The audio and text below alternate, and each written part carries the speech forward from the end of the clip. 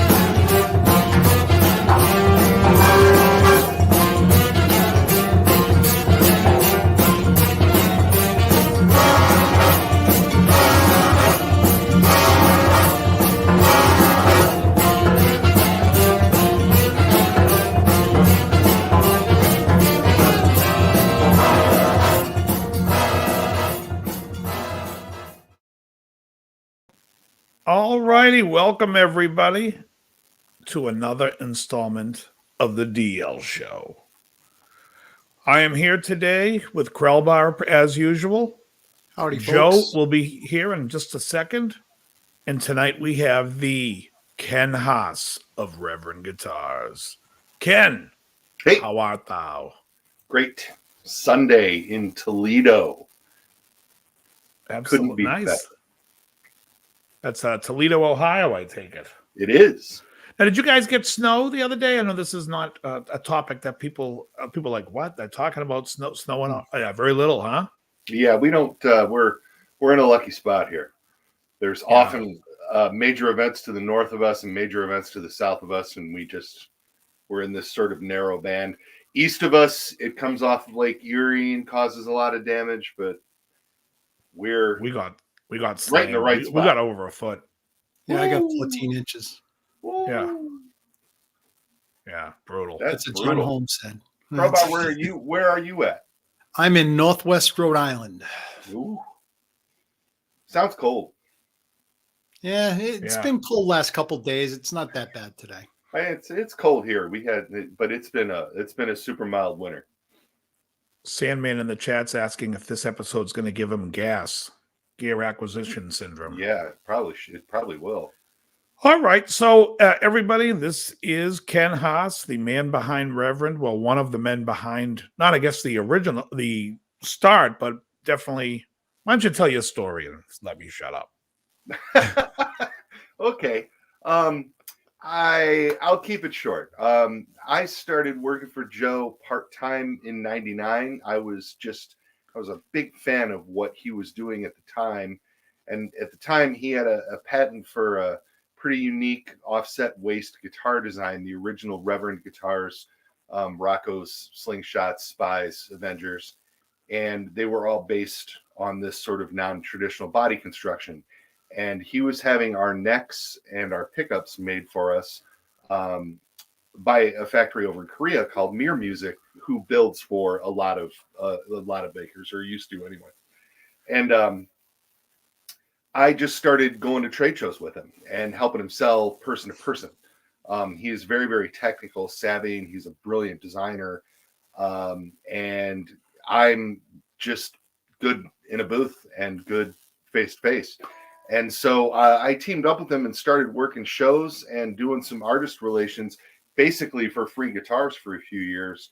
And over the course of 5 or 6 years, when he launched the full line of guitars from Mir and what we're doing now, the Jetstreams and Chargers and all what we were starting to get into the signature models and things we're doing now, I went to an AM show and just knocked it out of the park for him and opened up 32 dealers or something like that. And he realized he had to have me in the house to service all of these people. And so I came on full time as his sales director in 2006. And then as the Great Recession came around and we started doing some of these ups and downs as all the companies did, and a lot of our dealers, which were mainly just indie stores started dropping off. I think Joe was just tired of being at the helm and was really sick of worrying about things like payroll and taxes and sales and rent and all the stuff that goes along with it, because he got involved in this to design guitars. And so he was looking to sell the company, and my wife Penny and I put a little something together for him that would keep him involved on a permanent basis. Because, you know, these companies say they want to buy your brand, and they well, Joe, you do all the design work, and Ken, you have all the contacts, but we're going to keep you guys in place. And then in a year, they get rid of you, because every company that's big enough to absorb a company like that, they have their own people to do these things. And this Joe and I, you know, worked really hard to build this brand and didn't want to see it just disappear into the back of somebody's NAMM booth.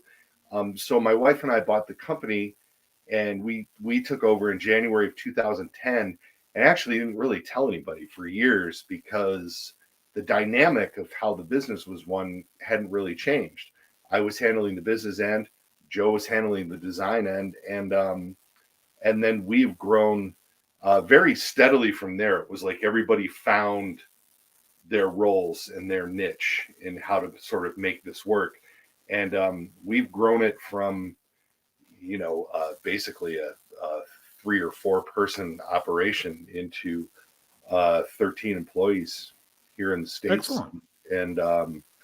And you know, when Penny and I started, I think our first year was, it's so funny. Everybody has all these big ideas about, big guitar companies and all the numbers and all that kind of stuff. But we've turned it into a thing. We did 3.5 million in sales last year, and it's just kicking ass and taking names. It's really exciting thing to be a part of. A lot of work, but it's a blast. Yeah. And you hung, I mean, to me, it's a lot of, it's hung in there. The brand's been there. People have all, you know, it's always there, which is a good thing. It is. It's a very good thing. We've seen so many come and go. Yeah, that's it. And I've been, we talked about this a little bit in our little pre-show chat, but I've been regularly going to all manner of trade shows in this business for 24 years now, if you discount all the local shows that I went to for 10 years before that in this area, because there used to be a great guitar show here in Detroit for a long time. It was, I mean, a real big one. There's still a pretty decent show here when he can pull it off. Of course, the last couple of years notwithstanding, but 23, 24 years of regularly going to Dallas and Philly and Long Island and Nashville in the summer and Anaheim in the winter, and then doing a little out of the country stuff. Birmingham, England has a great guitar show in February. I've seen a lot of brands, you know. In Birmingham or in Birmingham? Birmingham. Birmingham. And that's a good point. And we kind of, I learn, I hate to say learn from other people's mistakes, because that sounds really callous, but I mean, I see some people with some great ideas and just sort of, you know, I've seen a lot of people just piss it away. And I think there's a couple of keys to success that you need to sort of stick to, but the big one is just sort of find your voice and stick with it, you know. And right. I think we've done that pretty successfully at this point. We are this year, 2022 is our 25th anniversary since the first guitar was released. Yep, and we have 25th anniversary models coming soon. Nice. Yeah, it's very cool. Yeah. Gentlemen, anything you want to ask? Or Joe, by the way, let me just say hello to Joe, because Joe had to change a diaper before he got here. Joe, welcome. Nice. Where are you from, Joe? I originally Bayside, Queens, New York, but I'm suffering down here in Orlando, Florida. When people ask why I came down here, I don't like the heat. I don't like the sun. I tell them, ask God. He's getting me either ready for purgatory or hell. But I have to say, the minute that I came in, the first thing I did was I went, ooh, when I saw that guitar. Can you hold that up? Oh, this little thing? Oh, I'm going to need that in green. Put 12s. Oh, no, wait, the purple's perfect. Leave that like that. Put 12s on it. C standard. I want it Wow. to doom. It's got a doom. Oh, Okay. you like going drop tuning? I don't have to drop. Oh, that is gorgeous. Good Lord. Dark violet brown back, and this is our transparent. Not to purple. offend anyone in chat, but I'm getting a little wet. Isn't that every week? Yeah. That is beautiful, though. And congratulations on 25 years. That is not easy. Yeah. Thank you very much. Especially in today's market. Yeah. And also to be known for quality. That's obviously an added plus. Yeah. When you hear the name of the company, people think quality. That's awesome. Yeah, I appreciate that. And Naylor's got a really good aesthetic, and that's always been. He was a guitar tech for years. He went to school for engineering and design, and then he got the guitar bug while he was in college at Western Michigan University in Kalamazoo, and he then sort of followed through and went to Roberto Venn right after. Then he opened up a repair shop in the East Detroit area and worked on, and really quickly got a reputation for being a really good tech. And he's one of those guys that'll, like, if you want to get your guitar set up, he'll watch you play for 5 minutes and see where you gravitate to on the neck and like tailor a guitar setup for the player, kind of a guy, you know.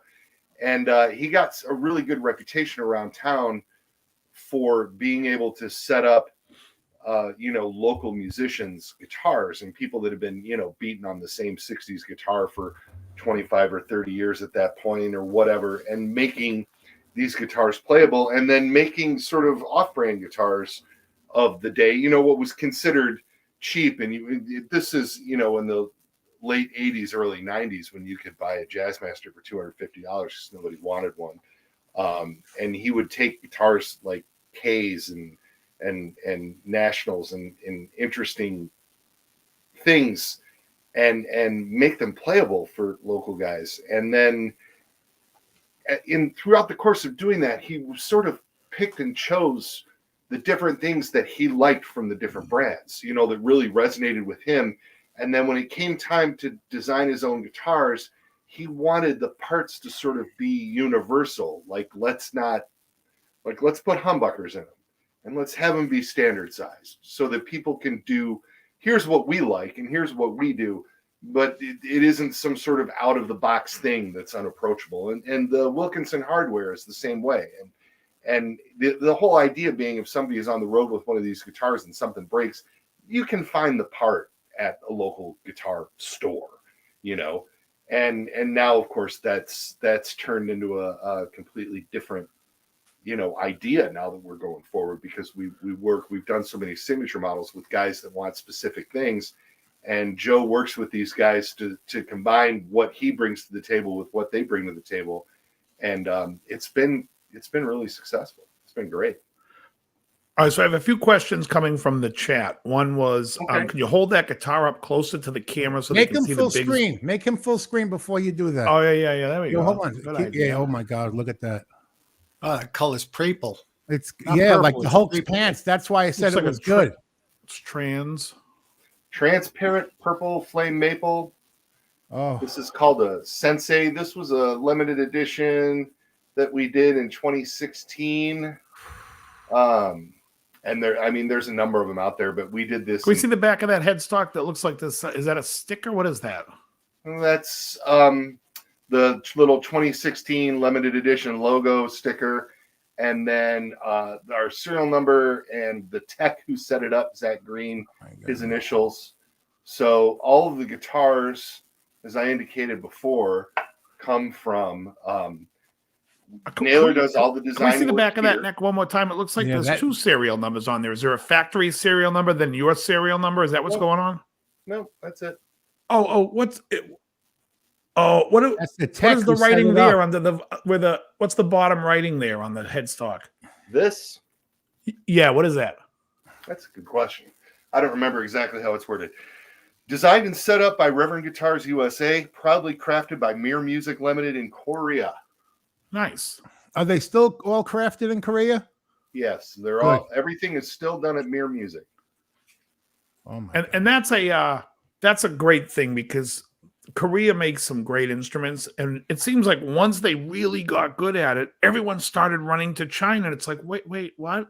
Why? Well, I there's can't. there's a lot of reasons for that. Gabe, Well, I know why they wanted the price lower. Well, it's not just that. It's really complicated, and the this is truly a global manufacturing business at this point, and there are some people doing really good work in China now.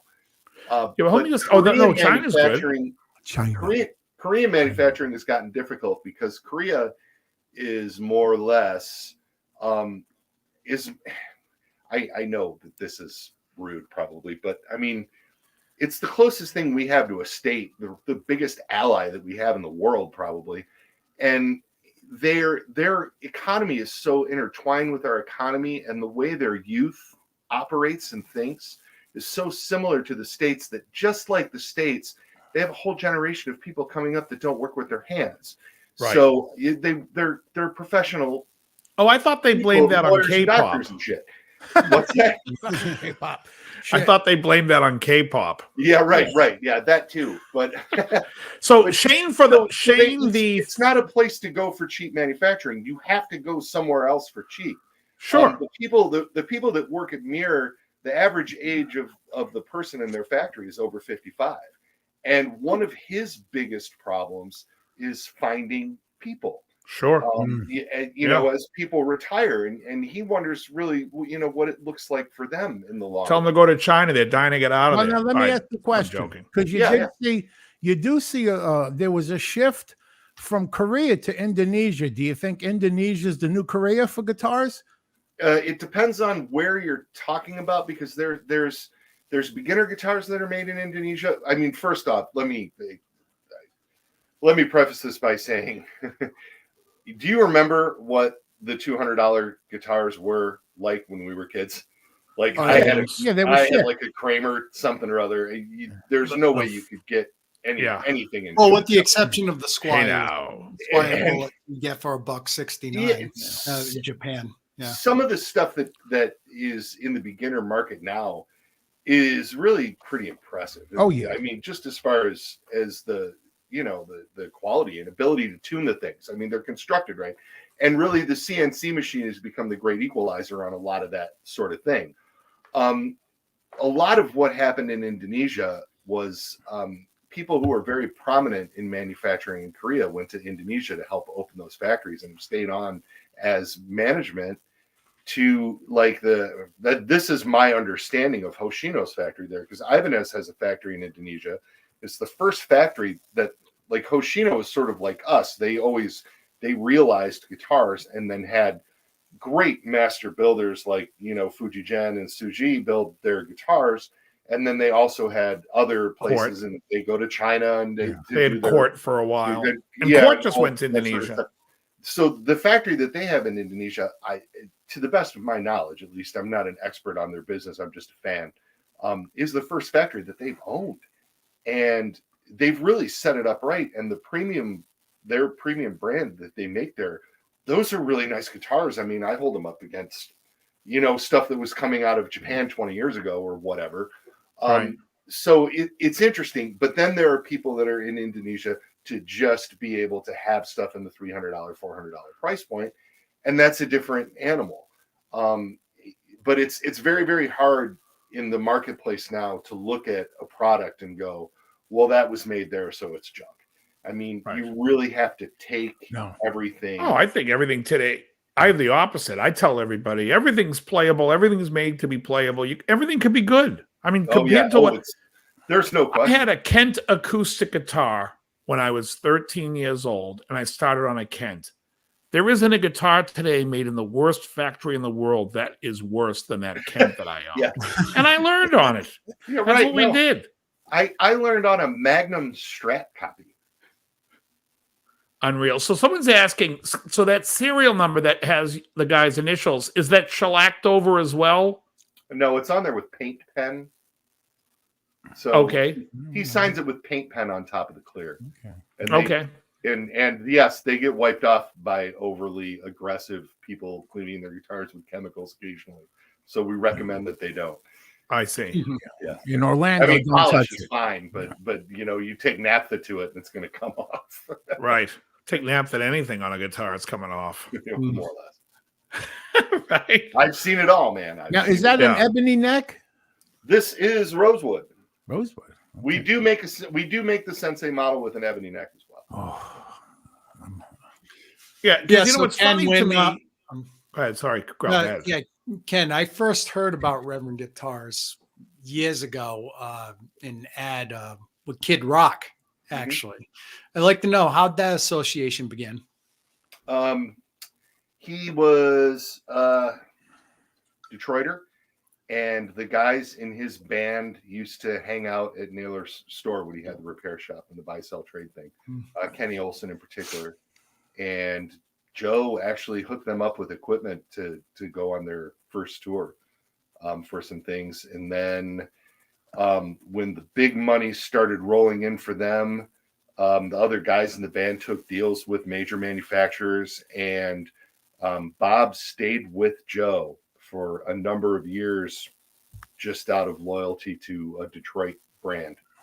And then we sort of lost touch with him eventually. But Yeah, quite honestly, I didn't know what to think because, I had never heard of Reverend Guitars. And the first endorsee, as far as I know, was Kid Rock. And I said, well, he plays guitar, but he's not that much of a guitar player in comparison to this. So who the hell are these guys?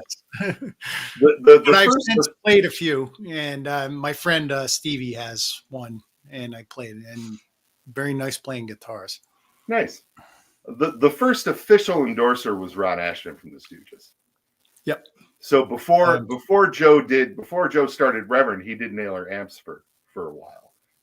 I'm only 5'1". And Ron was in a band in the 90s called Destroy All Monsters, and he loved the Naylor amps, and he met Joe through Naylor. And then when the guitars started coming around, he just wanted to play one because he liked Joe so much. And so he was one of the first guys to really start taking him out there. And the Stooges reunion thing was really good for us, branding wise, for sure. And I got to ask a question. I mean, you might have went over this before when I was doing the dirty deeds done dirt cheap over there.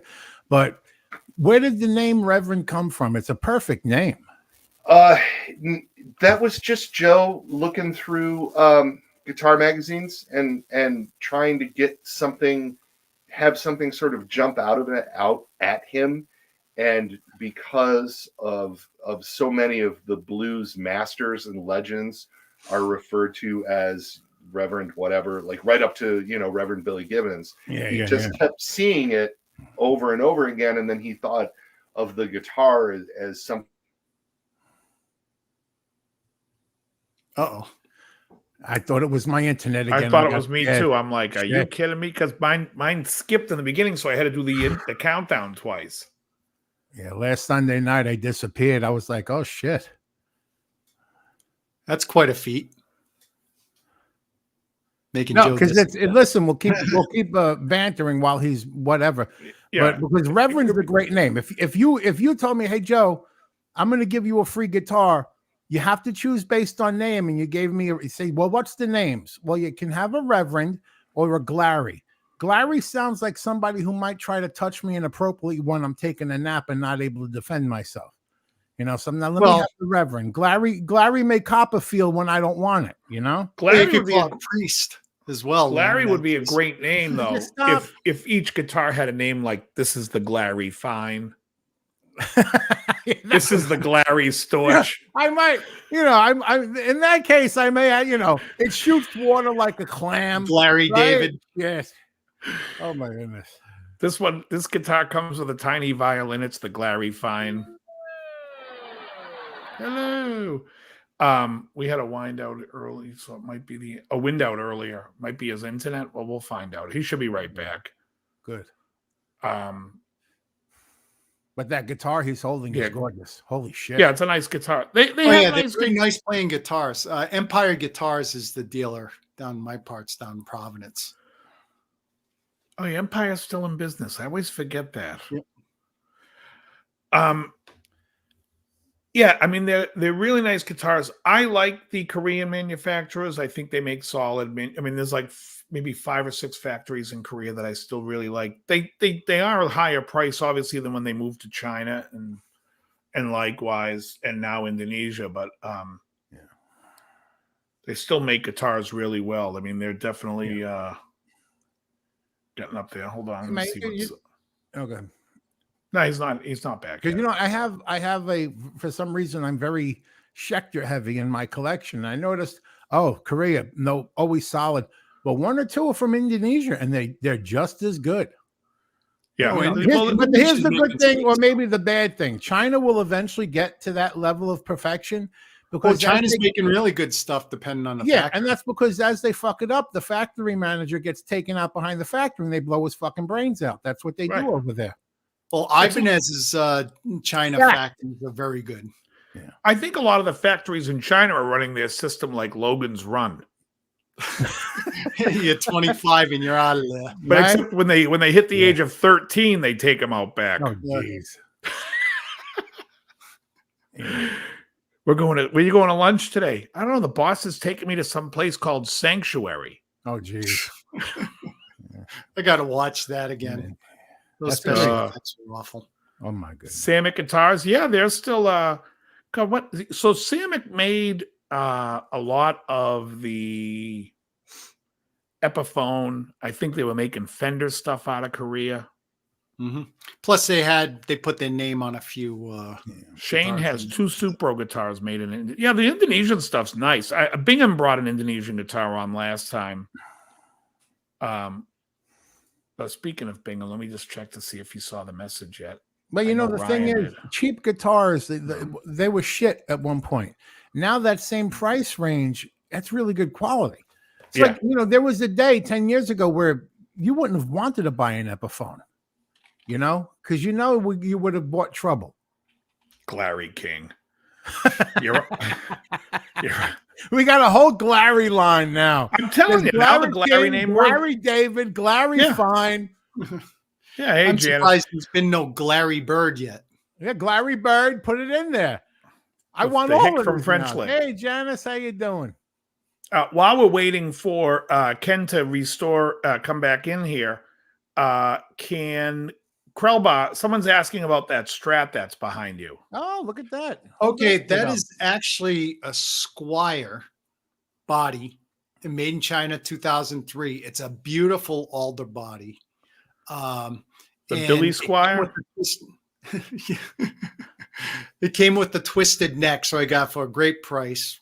The original standard had the Alnico pickups, which I kept 2 of them. I threw a DiMarzio tone zone in dual rail, and I got a CEG neck, which is basically a Mighty Mite that has been fret dressed very well. And I could grab it now if you want. Yeah, go. Yeah, grab I it. I've figured thrown it before on I the thought show. you were just going to sit here and describe it. Yeah, hang on.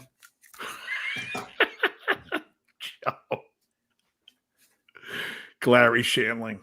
Glary Shandling. I want that one too. The whole Glary line now sounds appealing to me.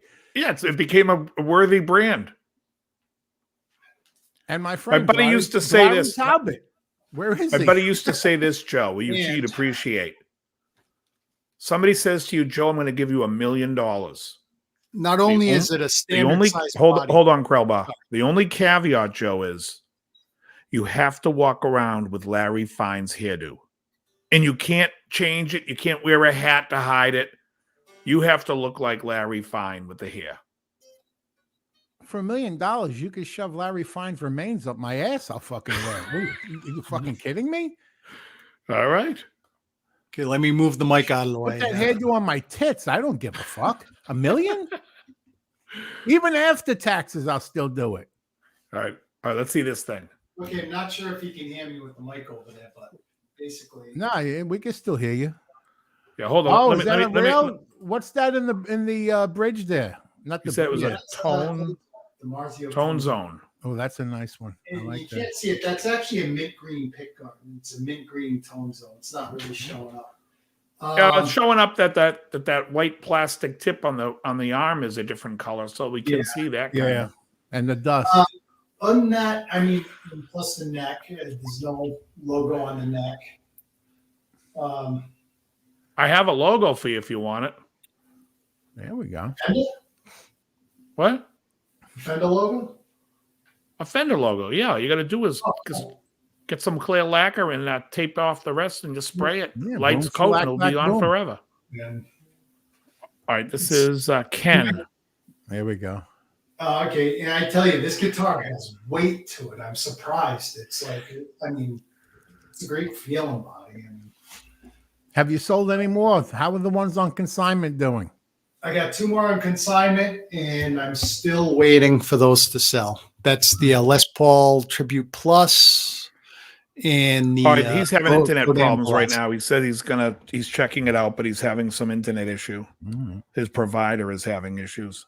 Yeah, I'm not sure there's much else to show on this, but I put this together myself, put in the pickups myself, set it up, and it's beautiful playing, great sounding, no complaints. Yeah, I'm a sucker for a maple neck. This is one I'm not planning on getting rid of. The ones I throw together myself, I don't want to get rid of. Just for Shane, every Mhm. serial number on a guitar is removable. Every serial number. Huh? If you want to remove a serial number, the only way you're not going to remove it is if it's indented. But Fender serial numbers, every serial number is removable. If you want to protect that serial number so it doesn't come off, all you have to do is put tape around it, blue paint tape around it, spray a little clear coat lacquer on it, and that logo, and just like you would if it was a signature you didn't want gone, and that will be protected under the clear coat so you can't wipe it off with your hand. But personally, every serial number is easily, whether it's like, I mean, none of my shit, because I take off the necks and I don't even have serial numbers on half these things. What do you But, take yeah. off the necks and do? Okay, so Ken's saying if it stays out, he's going to reschedule. He's okay. I tell you what, every week I'll put a different guitar back there. Listen, That's about it. send the message to Ken. For Yeah. the inconvenience, we each get one of them purple things he was holding. Yeah, right. Yeah, I love that. It's not a guitar, it's a purple thing.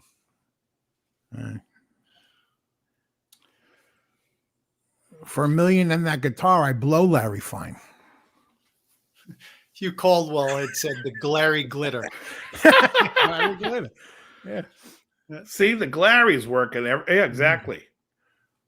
Because now he's working the Gary end of it with Gary Shandling and Yeah. for the Glary Shandling guitar, you can also get the special Glary Sanders model.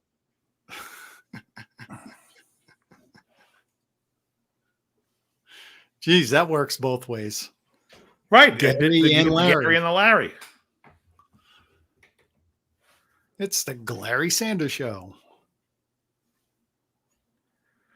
Yeah, Shane, I'm just telling you that's what I would do is if the serial number is a concern to you, because like see, I have this Strat here and the neck, the serial number and the neck on this guitar is long gone. I sell it immediately when I bought this Mexican Strat. So the serial number doesn't mean anything to me. And if this thing got stolen, well, then I'm gonna have to kill somebody. But I don't worry about it. But I understand what you're saying, and all I'm saying is just take a little bit of tape on it and spray over the lacquer.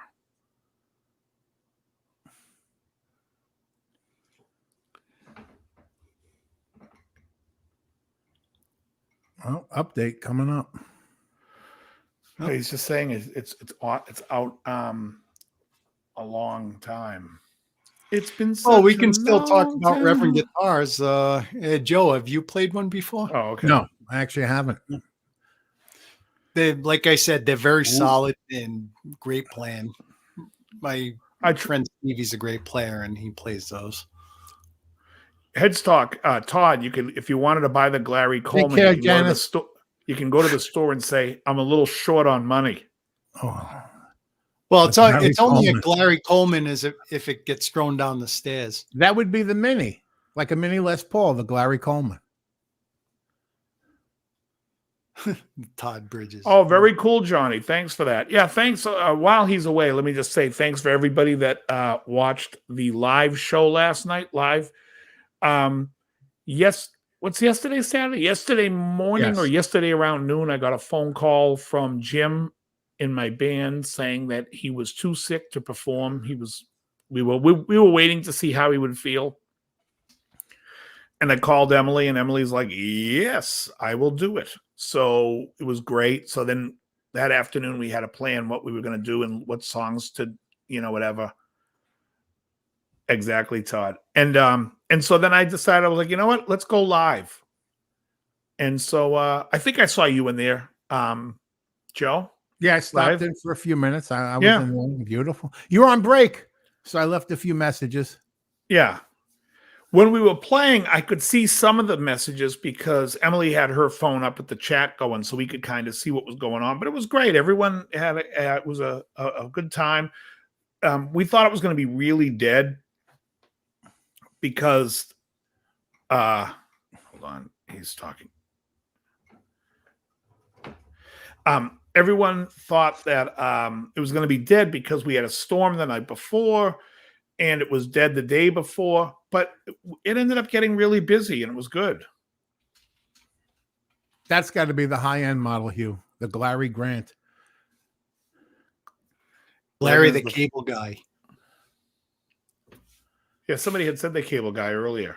Oh, geez, I thought I was being original. No. Oh, Janice has a Glary. She calls hers McLean Stevenson. She says, hello, Glary. Awful show. You're the only person I remember that. Larry Busey. Awful theme song. That one comes all. That's the Glary. relic model. The Glary Hello, Busey has to be the Glary. heavily relic model. Glary Busey. Larry Busey. Larry heavily Oldman. relic, yeah. Larry Oldman. Glary Oldman. That's a good one. Yeah. That's made overseas.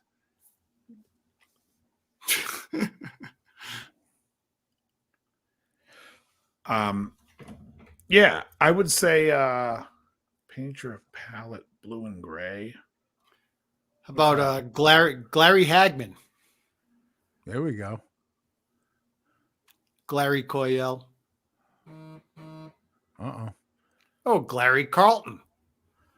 Ooh, that's the signature model. That's the you got the signature Glary model, yeah. Carlton. Glary Carlton. The Yeah. Glary Sinise. Glary Gatlin. Glary Sinise. That's Lieutenant the this heavy is- model. This joke had legs. Yeah. It's on its way Magic out. Legs. The Glary Sinise Magic Legs guitar. Wow. Yeah, that's pretty good. So did you catch us Glary Moore? Did you catch us playing anything, Joe, or were you just there for the break? I was there for the break, and then I had to go back out and take care of Mikey. So, is that one going up on the channel, or is that just the one shot? What's that? The show from last night. It's up still. Oh, okay. I'm gonna check it It out. stays up. I don't take any of it down. Oh, okay. Was there any trouble with the one from before? Because you had a couple of Eagles songs in there. Yeah, no, everything stayed. It stayed. All They right. said Glary Storch. Heck, Yeah, he's like one of the- guitar. He actually turned 99 today. It's on Is his he still alive alive? still? He's I thought turned he died. 99. No, he just turned 99. Go to his Facebook. The guy's You know who posting lived- every day. God You know who bless lived him. a long life was Bill Macy. I think he lived to 97. Who's William Macy. Walter from Maud. Yeah. Oh, geez.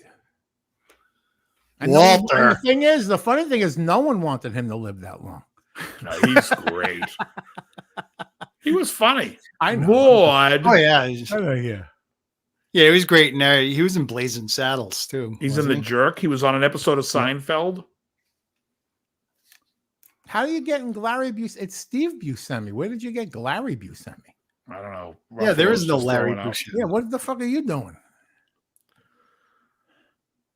He's Larry. we call that ending Larry the joke. Gilmore.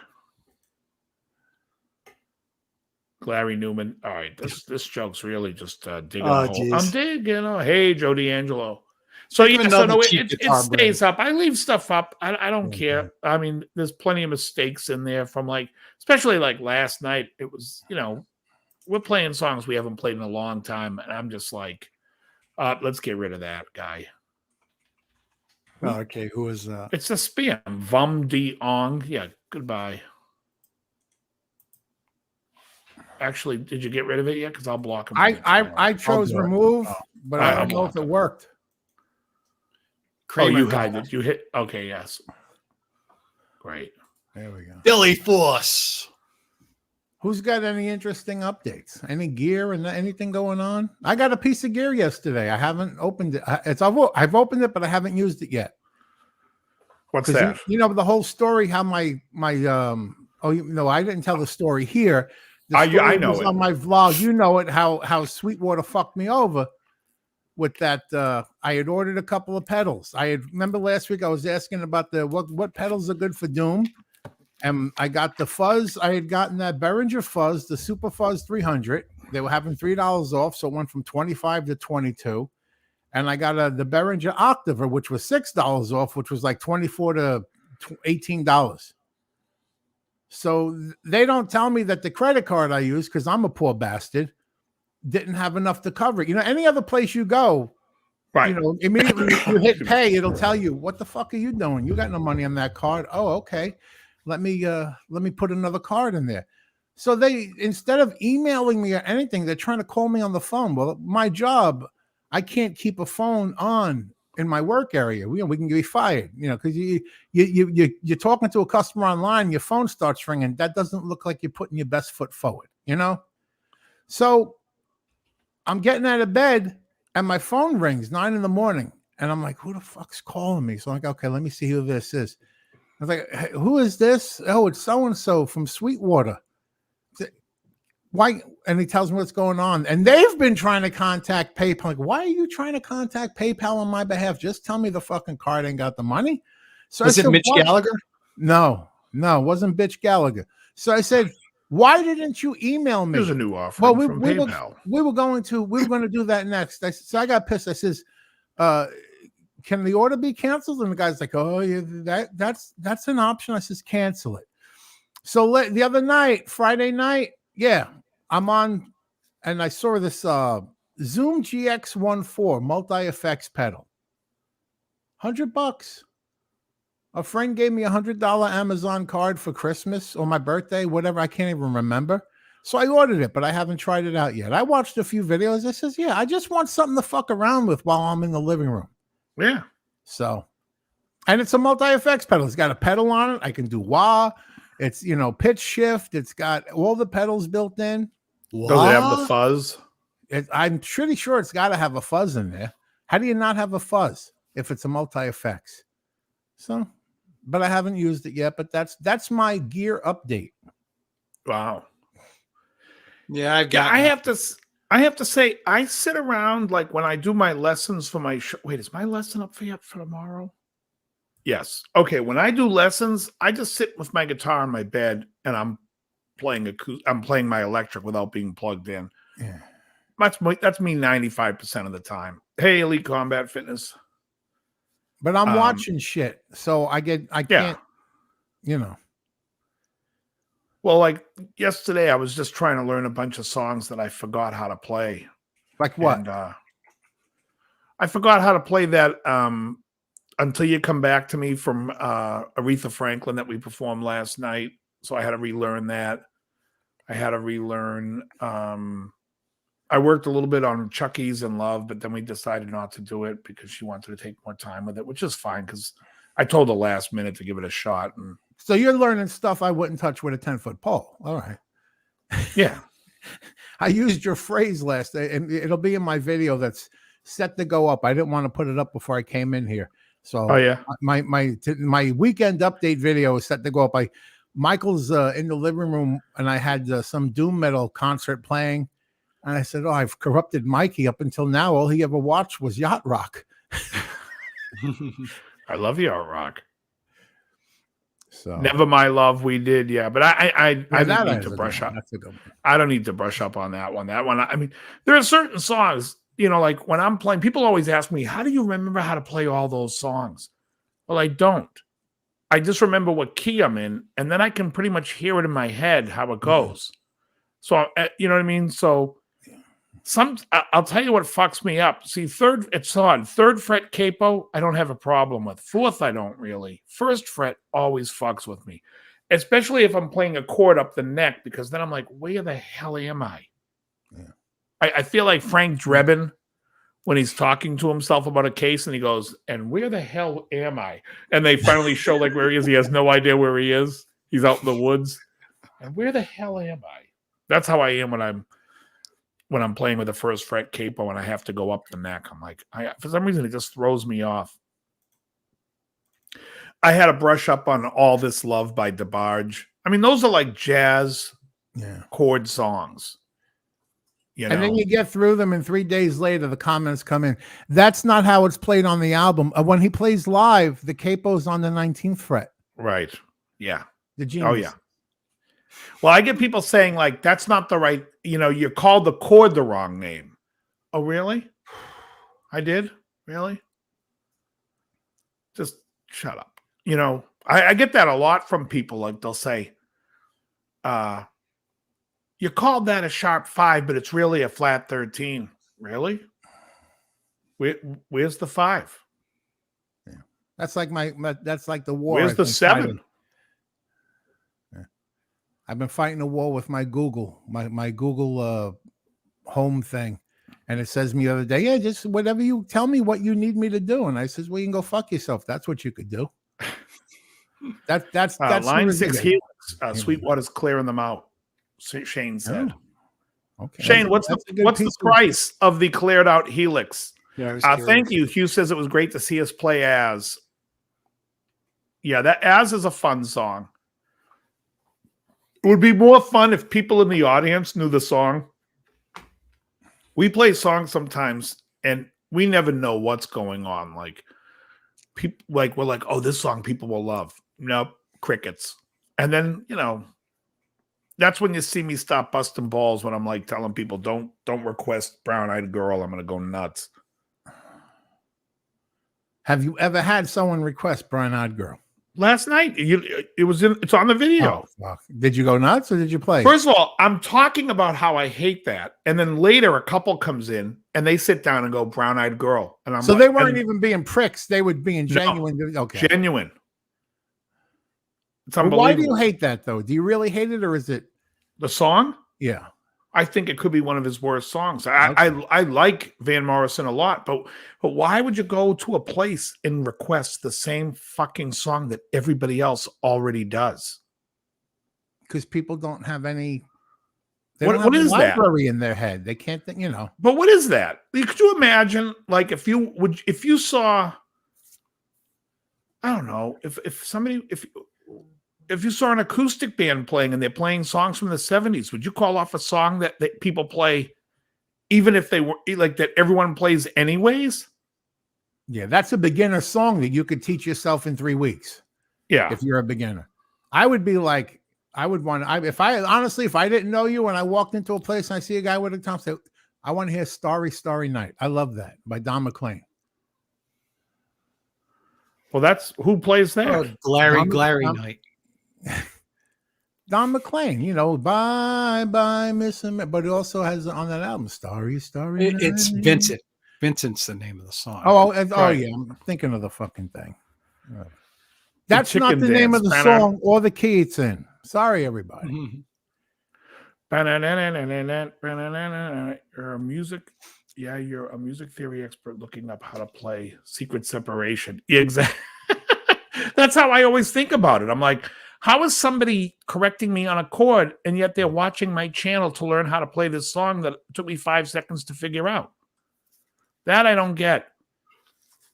Hey, thank you, AZ. But you know what I mean? It's like people will say, oh, that, they just get hyper correct on stuff. And, oh, wait, what is this? But I couldn't get a strong enough signal to last year.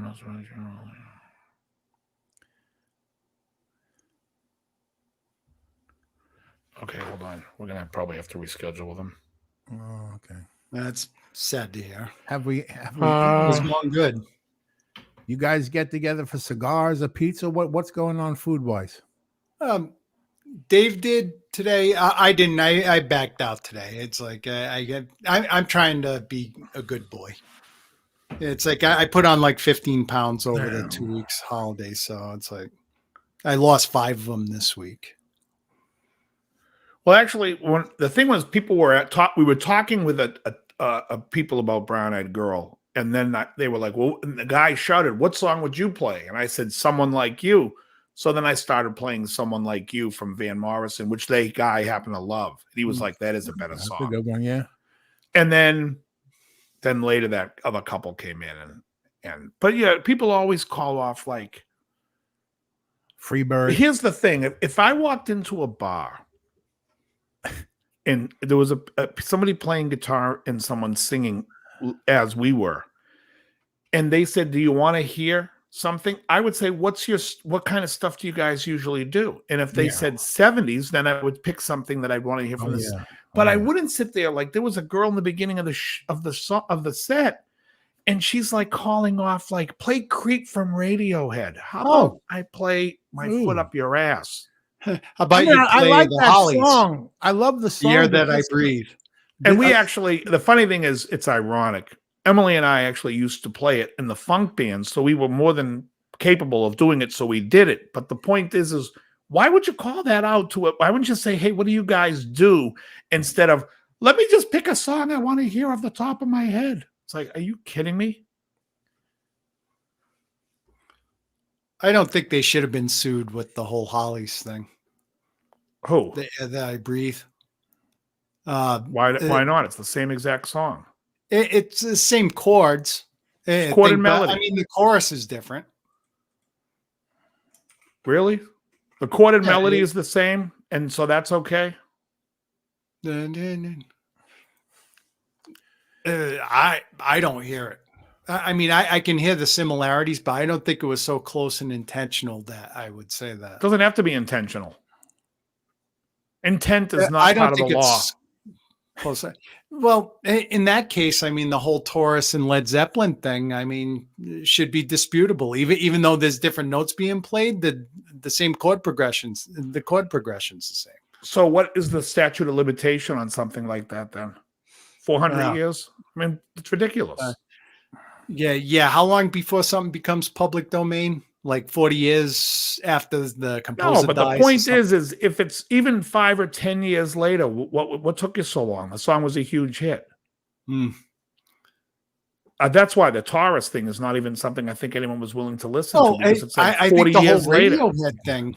I mean, I don't think the Hollies immediately sued them for that. I think that was It's the publishing company, when it became a hit, they got sued.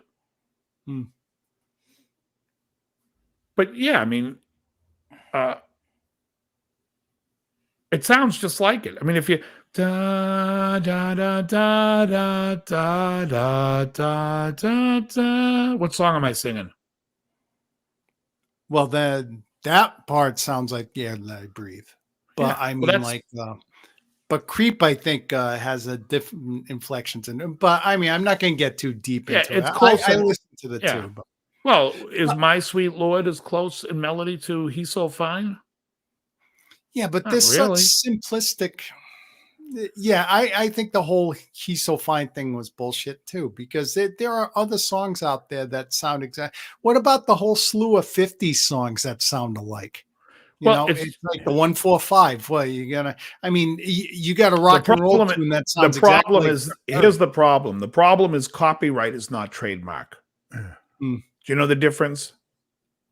Well, trademark is trade dress. No, trademark you have to protect. You don't have a choice. You have to go after somebody if they impede on your trademark, because if you don't, then anybody else can. Yeah. Copyright, you can pick and choose who you go after. If somebody comes up with a song that sounds like yours, but it doesn't make any money, you can still go after somebody who makes a lot of money down the road. Do you know what I mean? There's only 12 notes in Western music. I mean, it's like, but only so many different. It's melody and chord changes together. It's the combination of two that people find a likeness. And of course, there's other aspects of it too, accessibility, and that whole bit. For instance, there was a lawsuit for Ghostbusters. Yeah. Oh yeah. And one new drug. And I Want a New Drug. How come the Barkays never sued anybody? Both songs sound like Soulfinger by the Barkays. Mm-hmm. The reason is because the Barkays didn't sue Huey Lewis, but Huey Lewis got paid from the Ghostbusters movie. When that movie was being, like when they do the Coming This Summer, Yeah. they didn't have anyone picked to write a song. So they used I Want a New Drug for the Ghostbusters bumper. Now he comes out and writes a song, and Huey Lewis is like, well, they didn't want to pay me for the movie, but they're using this guy that wrote the same fucking song. That's why he went after them. Yeah. So what's the better song? Is there a better song? Who cares? They're both. They're both pop crap, but I like Soulfinger the best, and they both sound like Soulfinger to me. Joe, look up this. I know you don't know this song because it's not doom metal, and I know your wheelhouse, but this is from the 1960s. I believe it's 67, could be later, by the Barkays, called Soulfinger, and to me that sounds more like Ghostbusters than I Want a New Drug. From the year I was born.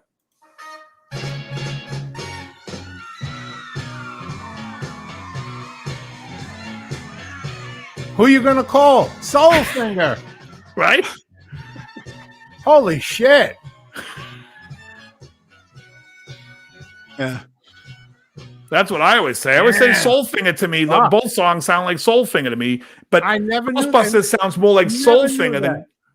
Now, what about Dazed and Confused in that artist Holmes? Yeah, he probably should have It's sued. like Holmes didn't stand a chance. Again, I can't remember the guy's first name, Why? but like Dazed and Confused was a total ripoff. Just change the lyrics, but like the same progression. Thanks, Jan. Melody. Yeah, And but the problem was, didn't the Yardbirds record Dazed and Confused first? before Holmes, No, before Zeppelin. they could have. But the whole thing is let me look up who the artist was. I can't. I Now, can do see you his think face. that when you see something like Soulfinger, and then you see the Huey Lewis, do you think that's intentional or just No, maybe that's a something you case. grew up- Well, Huey Lewis, no, because I don't hear that. I mean, it's the same chords. It's the 1 flat 7 to the 4, or if you want to look at it that way, or you could look at it as 5 4 1. However musically you want to look at it, from whatever position you want to look at it from. Regardless, it's the same 3 chords. I Want a New Drug and Ghostbusters and Soulfinger. But the vibe of I Want a New Drug, the vibe of Ghostbusters to me is a dead ringer for Soulfinger. Because I Want a New Drug sounds like a rock song. Yeah. Now, what is that thing called where you actually do it honestly? It's a mistake. Just it's something, it's because it's something you grew up hearing, and there's subliminal. It's just Yeah, subliminal. That happened to me in high school. When I first started playing the bass, I'm in high school and hanging out with my friend, and he was a bass player. And I'm like, dude, listen to this. I came up with this great bass line, and I'm playing do do do do do do do do do do do, and he's laughing his ass off. I'm like, what? He goes, that's Spock's theme from Star Trek. Oh fuck! Right, you're rewriting it. It was, and I thought it was something I had come up with myself. Well, Sandman saying, Shortly Huey Lewis, after do you I believe went in to love? Bonfire. Huey Lewis, Do You Believe in Love is a cover. The original song is called Yes, We Believe in Love. And I can't remember the name of the band. They were Australian. It was Mutt Lange's band. They did it in 79. But yeah, the first line is, I was walking down it's exactly the same opening line as Sweet Talking Woman. Absolutely. Yeah. Yep. I've noticed But that. you can't blame Huey Lewis for it because it's a cover for him. He's just doing somebody else's song. Yeah. Yeah. Well, John Taylor, there's a difference between, and speaking of it, look, I love this. Everyone steals, and his name is John Taylor. Well, John Taylor from Duran Duran, they did a song called Hungry Like the Wolf, and Duran Duran wasn't shy about it. The whole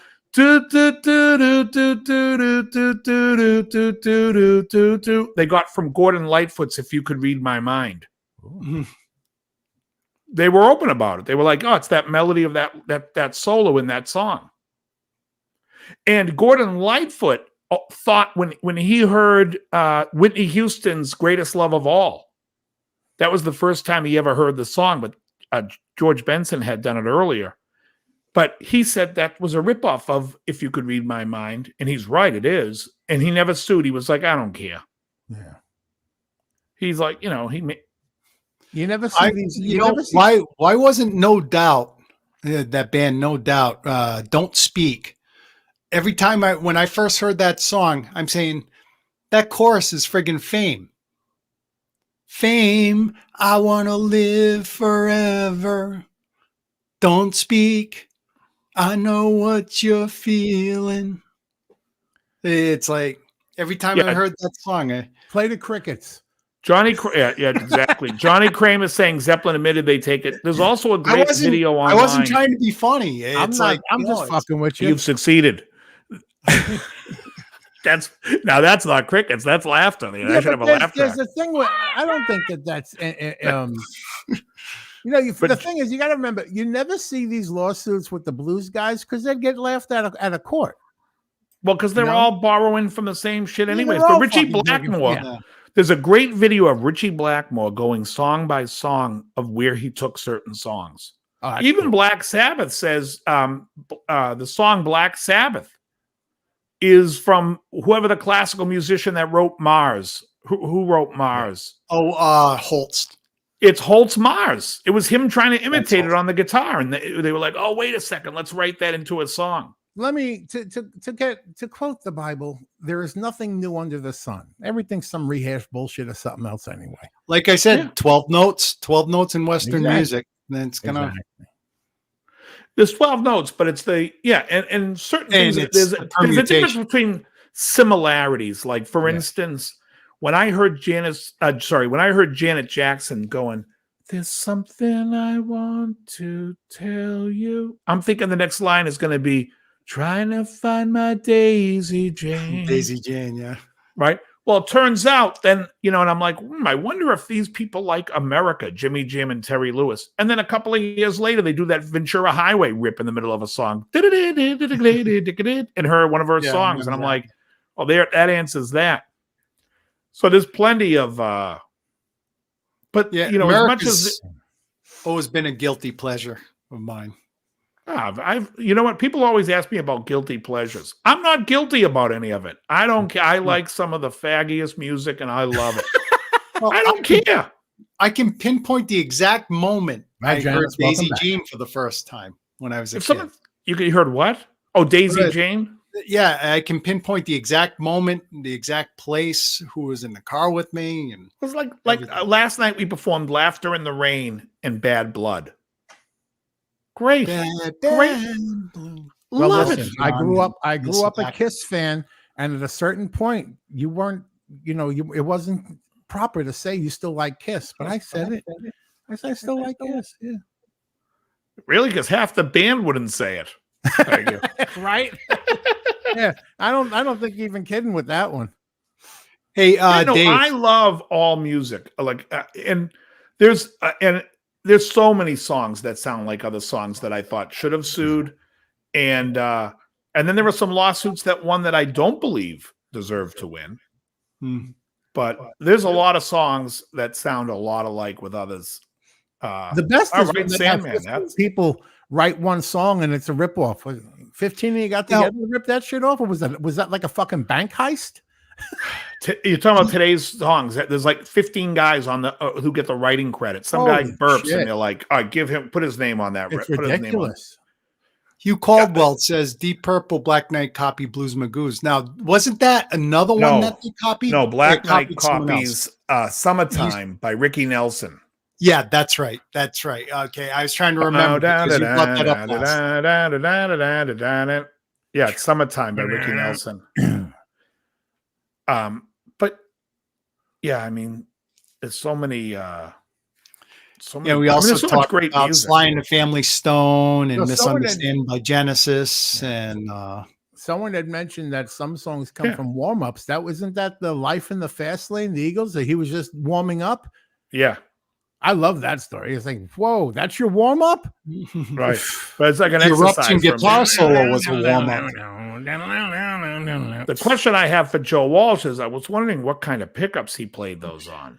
Double foil pickups. coil, vintage style Vintage style. pickups. Oh But, man, yeah, I that mean- guy's a gear whore. Yeah, someone said any music, any kind. Ruffalo, you're right. Every music is good, and every music has bad. You know, there are people that are really against rap, and I recommend to everybody listen to the Jazzmatazz album by Guru, and you can hear how some people hear it, and it works, and it's really a great record. And like the song "When You're Near Me" with India Davenport singing is great. Hey, thank you, Lenny. There's so much. I mean, there's so much great music from the past, and today it's like, you know, I get so angry, and I've said this before, and everybody here knows. And last night it was funny because the music when I was playing on the radio, it was the Grateful Dead came on, and I hate the Grateful Dead. I hate them. People like they're good musicians. Okay, if you say so. I just don't like two their or three songs. songs that I can Yeah. sit through. That's it. I don't even know if I could sit through any. This was Truckin' was on, and I was just like, "What? Come on!" And I just hate it. But anyways, then Bob Dylan came on, and I have to laugh because I'm like, Bob Dylan is revered as the greatest songwriter by Rolling Stone magazine. What business is Rolling Stone in? It ain't music because when I think of the songs that Barry Gibb wrote. Yeah. This guy can't ride Barry Gibb's testicles. What the hell is he Same talking thing about? with the Beatles. I mean, it's like friggin' Well, I didn't even want to bring up the Beatles, but forget about just even to take the Beatles out because some people are going to say they're the greatest songwriters of all time. I don't think so. I like Gamble and Huff. I like a lot of other. I think Tom Bell was a great writer. There were some great R&B writers. The thing with the Beatles is that I think they wrote some of the most beautiful melodies of all time. They wrote great songs. They wrote great songs. There's no question. It gives you the feels. There's no question. But my point is Dylan in the top 20, top 30? No. I got news for you. I think fucking Steve Harris from Iron Maiden's a better writer than Bob Dylan. I'm not going to argue that one. I mean, to me, it doesn't make it like if I think about if someone said to me, what are the 5 greatest songs of all time? There isn't a Dylan song coming in my head. No. If someone says, what's my favorite 100 songs? There isn't one Dylan song. How many roads must a man walk down before you call him a trooper? Steve Harris. Crickets. Jeez, come on. The only in the top 100, the only didn't Dylan write All Along the Watchtower, but it's the Hendrix version I'm putting in the top 100. Yeah, I don't think that's. I don't even think that's. I wouldn't even put that in there. To me, it's not even Hendrix's top 10 songs. I'd rather listen to. I think he killed that version. Yeah, Old as Love, Castles Made of Sand, Spanish Castle Magic, fucking unbelievable. I love that song. May This Be Love. That's one of my favorites. What's the one that goes Waterfalls? That's May This Be Love. Okay, and what's the other? Angel. Angel's a great one. Freedom's a great one. Like I said, All Along the Watchtower wouldn't be anywhere near there for me. Wouldn't be anywhere near it. Yeah. I just think Jimmy Page and Robert Plant. How are they not ahead of Bob Dylan in any list as far as songwriting goes? Yeah, I'm not going to argue with you on that one. How about Air Supply? We built lying alone with my head on the phone. Oh, let me just say, all right, Ed Dana comes in with, Drifting's a great one. Freedom, excellent. I mean, you want to talk about talking about people that stole songs. Lenny Kravitz did an album called Mama Said. I can go song for song on that album and tell you what song he's lifting. Ooh. Every song he's lifting. It ain't over till it's over on that album, isn't it? What? It ain't over till it's over on that album, isn't it? Yeah, of course, which is Earth, Wind, and Fire. Yeah. But he has that song, Flowers for Zoe sounds like No, what's the one that goes, we run out down into the fields? It starts off like Lucy in the Sky with Diamonds and then goes off to the solo section of Freebird. Burton Cummings. Oh, Angel, yeah. Kurt Winter, yeah. I mean, I think there's a lot of great writers, and I can't think of, like, let's put it this way. How many songs can we say that he wrote, Dylan, that was, oh, Wait Until Tomorrow's fantastic. You could say Jimmy Page stole from the blues guys. I agree with Zeppelin stealing from the blues guys. Okay, but let's take away all those blues songs. Just put the album in, just put the album Physical Graffiti in there and he wins. Yeah. I mean, Physical Graffiti stands on itself. There's nothing from the blues guys on Zeppelin 4. Yeah. I think Zeppelin 4 is better than Zeppelin 2.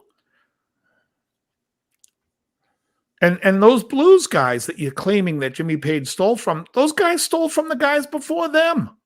Yeah, that's these blues guys, these blues songs all started off as, you know, songs from the Cotton Field and from like the old stupid. That's such a stupid argument, and that's that mentality. That's the cancel culture mentality. Well, the Zeppelin stole it. No, but they all fucking came up with that shit. And the thing with Zeppelin was ripping each other off. Here's my thing about that. They all stole it from these guys. Really? How come when I listen to those guys play the blues, I want to break my stereo? And when Zeppelin plays it, I'm like, it's the same with the Stones. Listen, you can tell me that the Stones are playing an old blues song with Red Rooster, and I like Howlin' Wolf just fine, but I'd rather hear Mick sing it. Yeah. There's something about it that they're bringing something else to the table. They're bringing their pain, their story to it, and it makes it work. But if you want to sit there and tell me the Stones are nothing but a blues, a garage band or a blues garage band, I say listen to fucking Sticky Fingers and shut the fuck up. They're great. They're great. Tumbling Dice is a great song. As simple as it is, it's fucking great. There's something so brilliant in their simplicity, and yet people like, you know, people talk out of both sides of the mouth. They're always like, oh well. They're so simple. It's just blues. Okay. Well, Page is great because he stole from the blues guys. Well, what is it? Is blues good or bad? Yeah. Because in this argument, you know, it's like whatever. But good songs are good songs. David Gates is a great songwriter. I like Gordon Lightfoot. I think, and here's another thing. You're gonna tell me that Bob Dylan compares with Fagen and Becker as songwriters? Fagen and Becker they could make up my whole top 10. How is Dylan even in that club? And then if you want to take songwriters, all right, you're not happy with that. Let's take songwriters only, singer-songwriters. You tell me Dylan's a better writer than Jackson Browne? I don't think so. No. Jackson Browne songs, come on, I love them. Running on Empty, The Pretender. The hits, yeah. Shape of a Heart. Beautiful songs. They're beautiful. Dan Fogelberg wrote beautiful songs. I hate to break it to you, but I think Fogelberg's a better writer than Dylan. Yeah, but the thing is, when all these people, Gamble and Huff's the best show. They mentioned Dylan because that's what they heard and that's what they told they're supposed to say. But when you ask them, tell me 5 Dylan songs, they can't tell you 3. And they're hipster doofuses is what it comes down to. They're all hipster doofuses. Russ Ballard. Russ Ballard's a great songwriter. You know? So many great writers. You know who's a great songwriter? Bobby Womack. Bobby Womack is a better songwriter than Bob Dylan. I'm sorry. He wrote the Stones tune All Down the Line. He did 110th Street, which he did. I mean, he wrote he wrote Breezin', which George Benson had a hit with. And Elvis Costello's a great songwriter. Oh, he's amazing. Let me just say this about Elvis Costello and Dana. Bob Dylan doesn't have a song as good as Shipbuilding. I'm going to leave it at that with Elvis Costello.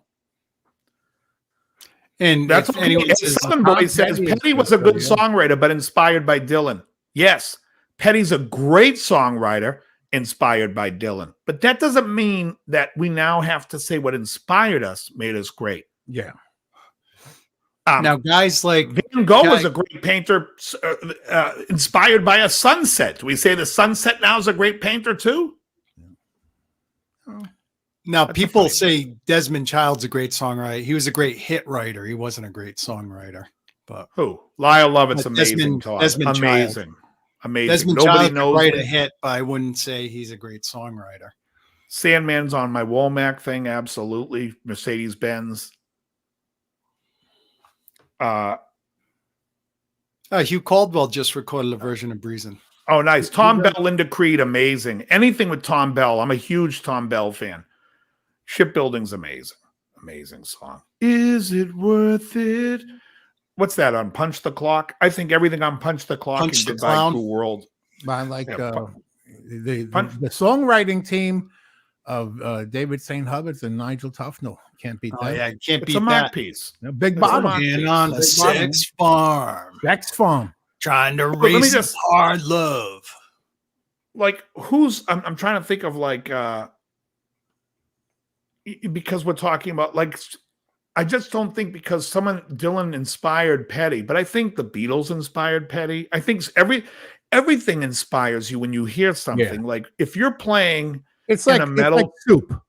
yeah, it's if you're playing in a metal band and you come up with a riff and people are like, oh my God, that's so fresh. And then somebody let me just say this. You know, We're Not Gonna Take It by Twisted Sister. Yeah. After he wrote it, a buddy of his said to him, "Yeah, dude, you just put words to come all ye faithful. Yep. Oh, come all ye faithful." And he was like, "Oh man, I didn't even notice that." So the church inspired him.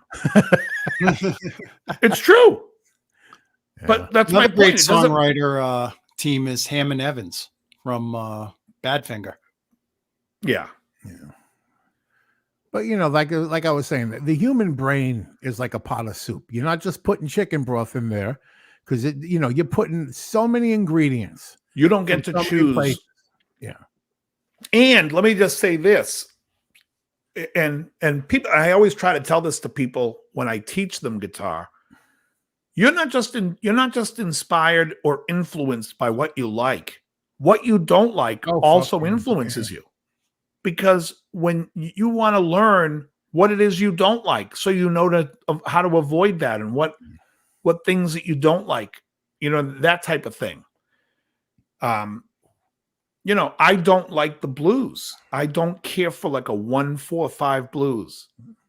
So that when I work on stuff, that definitely plays a part of what I'm avoiding is that certain. Yeah, And there's times where you have to learn a song and go, that friggin' song, oh my God. And that you never try to learn, then you start learning it, and then you go over the chords and go, wow, there's something going on here. Yeah. It's like Me and Dave would be if me and Dave were in the same car would be hell because I'm just the blues and doom metal and Dave. Yeah, but we put on Zeppelin. There we go. We get the best of both worlds. But I like to listen to a lot of new stuff. Yeah. Blind Lemon Shithead. Oh, is that what you call the old blues guys? I was watching the video yesterday. I was watching the Rick Beato video, and I know a lot of people don't like him, but when he breaks down songs, he points out stuff I wouldn't have noticed. I like that. I like that, Hugh. Who's that? Oh, I've got nothing against Rick Beato. He was going through the songs that are nominated for the what Grammy? Is that what's coming up? So he was breaking them down. But I noticed stuff like I would have just said, well, that shit, I want nothing to do with it. I It's saw that one, interesting. and he liked a few of the songs, but he was Yeah. kind of in disbelief. It's like, Yeah. It's like, Music has gotten very pedestrian. There is a lack of harmony in the chords there's no extensions. Everything is as basic as it can get. It's really been stripped down and dumbified, if you will. Yeah. And that's a shame because I like that song by Alicia Keys and Brandy Carlisle on that countdown. But I like I actually like Brandy Carlisle. I like That- Alicia this Keys actually- gets under my skin. when he said, Yeah, this, but Brandy this Carlisle. actually sounds like a song. Pointing out some of them don't sound like songs. Yeah. John Taylor got all my respect by mentioning Albert Collins. I fucking love Albert Collins. As you're right about that, Ed. 60s music is loaded with melody and harmony. It's really great stuff. As far as Albert Collins go, he's one of my favorite players for tone. He's a little bit more of a modern blues guy. and you got to respect the Soul Glow. Yeah. He's got enough stuff in his hair to Oh, turn that couch a and color. that and a lot of his songs are written by his wife. Really? Yeah, she wrote a lot of his songs. So, I mean, I do like the Iceman, but you know, a lot of blues, you know, you could say Stevie Ray Vaughan was influenced by a lot of the blues guys that I don't care for, but I love the way Stevie plays. Yeah. Oh yeah. And see, to me, you could take all the Stevie Ray Vaughan stuff. For me, the stuff he did on David Bowie's Let's Dance album, where you juxtapose the blues with a more complicated chord arrangement and songs, and that to me adds color to his playing and makes it sound better. A lot of people think like you know, oh, you know, this lead player or this guy you know, is so real, you know, so great. When you listen to like a lot of Steely Dan, a lot of the stuff is a lot more simple than you think it is, but it's the changes that it's playing over that make it sound more complex. So, you know, that's one of those things where I hear like in Let's Dance, you have those nice chords and then you have him playing just simple blues, but the juxtaposition, those tensions now sound nice and it becomes more than, it elevates the blues playing. Yeah, All the if notes were you great. look at like the Great writers. Mahavishnu Orchestra, Birds of Fire, when I know you're not a big fan of John McLaughlin, I don't think so, but I mean, like when he comes in with that weird sounding friggin' lead solo, I don't know what chord he's playing over. He's just playing in the position of E minor pentatonic, but it sounds so friggin' outside, because of what he's playing over. Yeah, and that's kind of the cool thing. That's why I like Stevie. Like, I think Stevie Ray Vaughan, people say, you don't like Stevie Ray Vaughan? No, I like him as a player. He's a fantastic player. And I think like Scuttlebutt and what's the other one? Couldn't Stand the Weather, a fantastic song. But I'm not a blues guy, so I can't listen to a whole record. Well, but you know what? I Couldn't Stand the Weather isn't really a blues song. So right, well, I'm saying, but I can't. But I can listen to that whole David Bowie shit going on. And Southern Boy said Billy Gibbons makes three. That's to me, he's the shit. If I know Bob Saget died. Can you guys believe that? I meant to mention there's the three. Right? They happen in threes. Betty White, Sidney Poitier, and Bob Saget. There's all three. Sidney Poitier died? Kill me. I didn't know that I think that man is one of the greatest American actors that ever lived. I asked if I could go to call me Mr. Tibbs. I asked if I could go to Saget's funeral. They were like, well, it's going to be a full house. Oh, God. Yeah. Jeez. I tell you, getting the crickets quickly is very tough because my mouse disappears when I don't use it for a while. Too late. What kind of setting on the computer is that? Well, I'm going between two screens. And ever since I started doing that, if it sets between two screens, it disappears. I got to click it to bring it back on. But the guy who played Rogue Gillis died too. I don't know. Oh, Dobie Gillis. Oh, Dobie Gillis. Yeah. What's his name? Hickman, Dwayne Hickman, I think it was. Well, I pulled that out of my ass. Now, you guys know who Peter Bogdanovich died, huh? Oh, he was good. Oh, really? He was in The Sopranos. Yeah, he was. He's also a film director. And I know him from the directing. Yeah. Yeah. Whenever they would talk about I can't remember the guy who did Citizen Kane, Orson Welles. They would talk to Peter Bogdanovich because the French. I don't know if Joe knows that bit.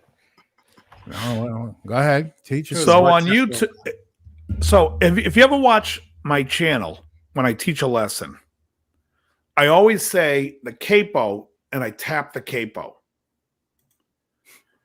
There are some videos on YouTube, you can look them up, of a very drunk Orson Welles when they're filming a Paul Masson commercial. And he's like, the French. It's vintage dated. And he's like, his talking is mumbling. He's just so in the tank. He's out of Actually, it. that's his most coherent self when he's saying that. I mean, the other parts of the video, he's like It's staring at the vintage. camera. He taps on it, goes, "It's vintage dated." Oh, it's friggin' great. Would But you the put best Eric is that Johnson- video where he's being directed and he's throwing people out, and then they redid Oh yeah, Michael Lang the died whole today. the whole thing with Pinky and the Brain using the audio. Who else died? Michael Lang, the Michael curly Lang, head guy. the Woodstock guy, and then Yeah. Eric. Where would I put Eric Johnson? He wasn't an influence for me. Obviously, everything he plays is an influence because I've heard it, so now I can mimic it, or But as far as like something that I was like really into, I wasn't. I mean, he's a fantastic player, but that's not instrumental guitar. I'm not a huge guitar fan. So instrumental guitar for me, it's very limited to maybe Larry Carlton's first solo album and maybe John Finn's Don't Look So Serious. Other than that, I don't want to hear it. And Elegant Gypsy by Al Di Meola. Other than that, I don't want to hear a guitar album without singing. Here's the best thing. As he says that, behind him, there's fucking stacks all over the place. Guitar. I'm not a big guitar fan. But these go up to 11. Hey, Yan Australis, why'd you time out Shane the 14? All he said was the guy who played Rogue Gillis died too, and then he corrected himself, said Dobie. So undo it. Who did it? That's weird. Jan. Is there a war going on in our chat? What happened? Oh, Shane. Did you do that by mistake? Well, Jan was the one that timed him out, but well, it is what it is. I don't think you can undo it, but apologies to Shane. I don't see any reason why should have been. Yeah, he might have hit the wrong thing. Dwayne Hickman. Yep. Hey, Ed Dana, welcome to like 5 minutes ago.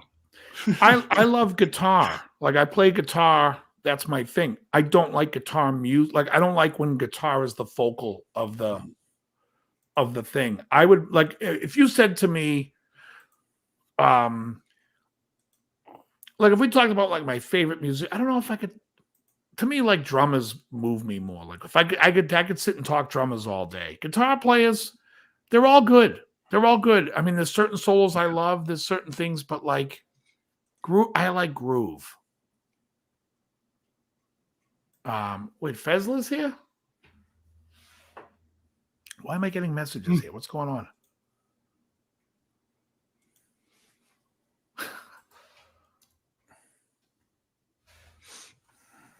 All right. I don't see Fez.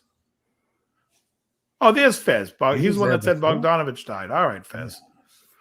But anyways, yeah. So that's why like a lot of people like when they like, I don't know. Like even, when people talk about blues guitar players, for the most part, I'm not listening to like instrumental music. And if I do, I'd rather hear someone play piano. Like in jazz, I'd rather listen to Bill Evans or I've been listening to more Vince Guaraldi. Yeah, Morse has been with Kansas for years, been playing with them. Oh yeah, since 1984 or something like that. Since what's his name? But he came back to like a reunion show. What's his name? Kerry Livgren. Yeah, well, he was come and go with Kansas, but I mean, like he's been with Deep Purple since '94. Yeah, and he's never left Deep Purple. So, yeah. What's worse is nobody noticed. Yeah, right. But there's some well-written albums by Deep Purple. I mean, like there's some good music out there with Steve Morse and Deep Purple. Yeah. That's That's Deep Purple's bike now. That's Moody's bike. Yeah, Deep Purple's one of those bands. Joe, where do you put Deep Purple in your list of important bands for heavy metal? Where would I put Deep Purple?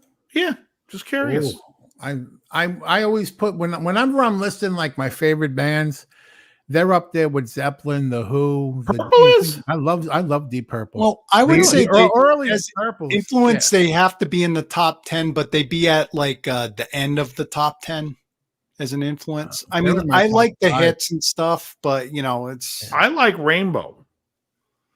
Rainbow. I can tell you that Purple, there's 2 albums I like with Ian Gillan. Mhm. I like Machine Head and I like Who Do We Think We Are.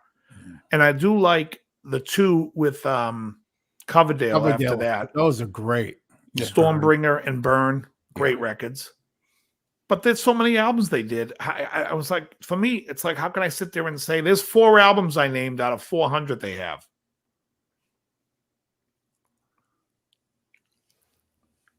You know, I mean, so to the me, hits are good. I mean, it's like what was it? Woman from Tokyo, and Space Trucking. well, yeah, Hugh, but that's because every heavy rock band back then they were the heaviest thing around. I mean, it was Sabbath, Purple, and Zeppelin. So I mean, it's not as heavy as what you got today, but I mean, now that was at hard that rock. point- I consider them to be hard rock. The same. yeah, so is Zeppelin. Yes, I can. So then, are you saying Black Sabbath's is the metal. only metal band back then, I would say they were. or the only popular type of metal band? I Sabbath could had be their on. own sound. I could be on board with that, but I think guys like Lemmy might say they're heavy blues. I think a lot of that has to do with the guitar tone. Yeah, there is a lot of blues in there, but there's a lot of blues in everything. But the tone of Sabbath is not the same tone you hear on a Deep Purple album or a Led Zeppelin. I mean, blues as much as like the flat fifth, but I mean, it's like they're not really blues progressions or anything like that. It's like, well, you hear the blues. But Warning is a blues song. oh yeah, there's some in there, but I mean, they started out as a blues group, heavy blues group. Earth, I believe, was the name of the. Oh, I love Twilight Zone by Golden Earring. Golden Earring, yeah. Yeah, well, the blues. Perfect Strangers is a great album. That's a great. Well, I don't know if it's a great album. There's 2 great songs on it: "Perfect Strangers" and "Knocking on Your Back Door." I like every song on that album. Really? Well, it's always great when a song about anal sex can make the top of the charts in '84. So not the top, but make a good showing. There could be an argument for that, Ed. Priest is the first modern metal. John Taylor says. Modern metal. I don't know that I agree with that. I think they're definitely. I mean, you listen to Rock and Roller when they first came out. To me, that's not metal. That's more like Led Zeppelin. Yeah, and I think that they really didn't hit their stride till about 78. Maybe they started getting a little heavy, but by then Van Halen came out. Sabbath was already was finishing up. Yeah. Well, I mean, a lot of starting again. Groups. A lot of people say groups like Budgie. I would never known who Budgie was unless Metallica didn't cover their songs. Yeah, Sabbath was finishing up until they started again with Dio.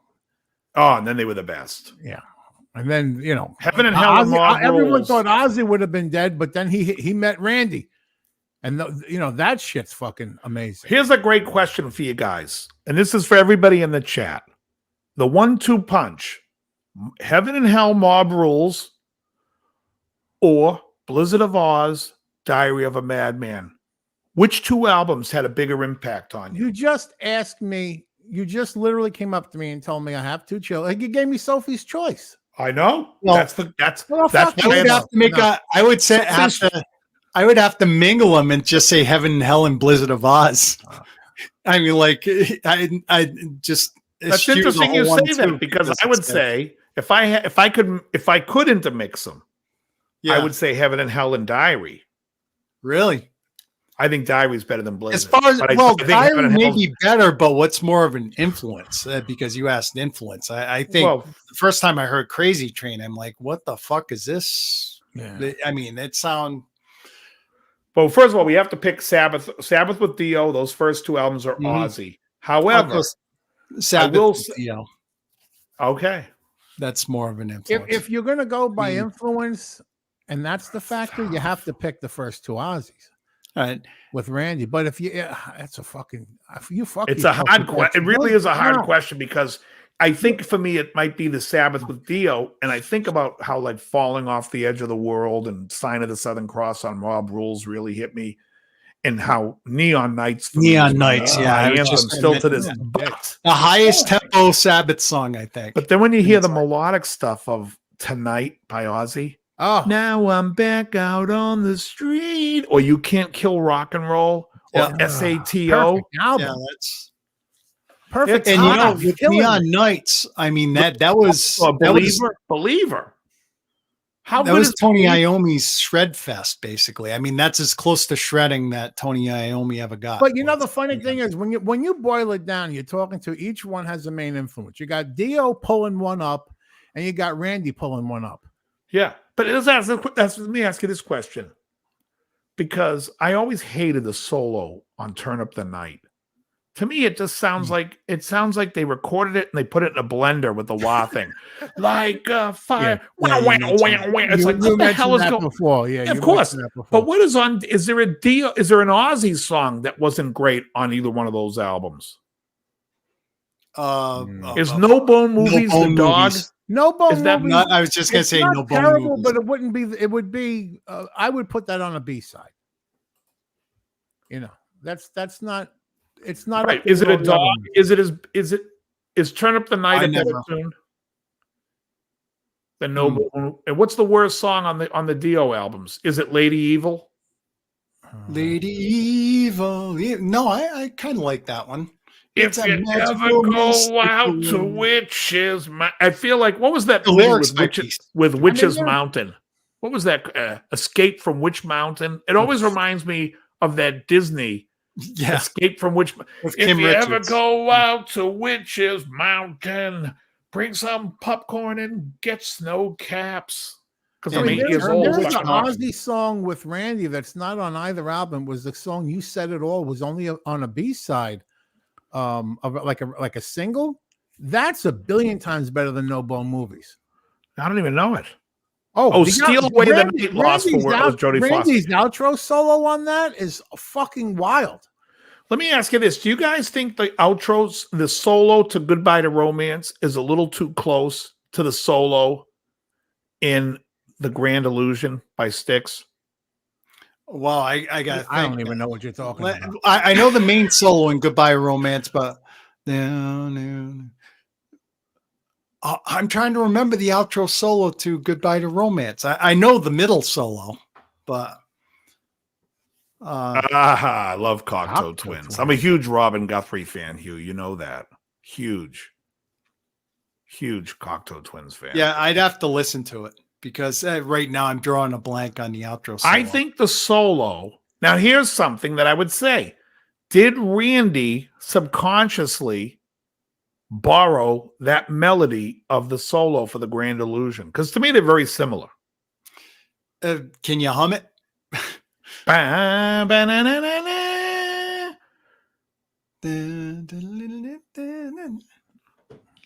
I don't.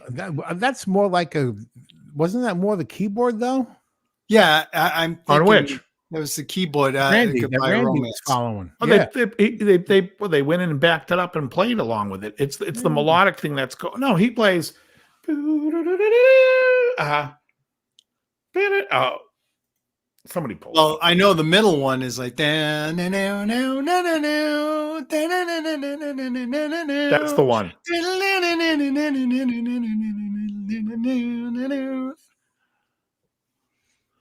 The Lush. God, I remember Lush. I used to like. Do you remember Curve? Hugh, there was a band called Curve. Lush. I actually saw Lush open. They were the opening band at Lollapalooza in '92 when I went to go see them. When I went to go see it. Mother Earth. I don't. That. Yeah. See, I'm sorry. Lost for Words just capped it for me. For me, it's the Sabbath with Dio, because Revelation Mother Earth is obnoxious. Heaven's just for children. It's just like, oh God, this guy's going to tell me about how the world works. Please, somebody. The Get me van a- on the Silver Mountain down by the river. Hey, later, Joe. What? Oh, not you, Joe. Joe D'Angelo. Oh,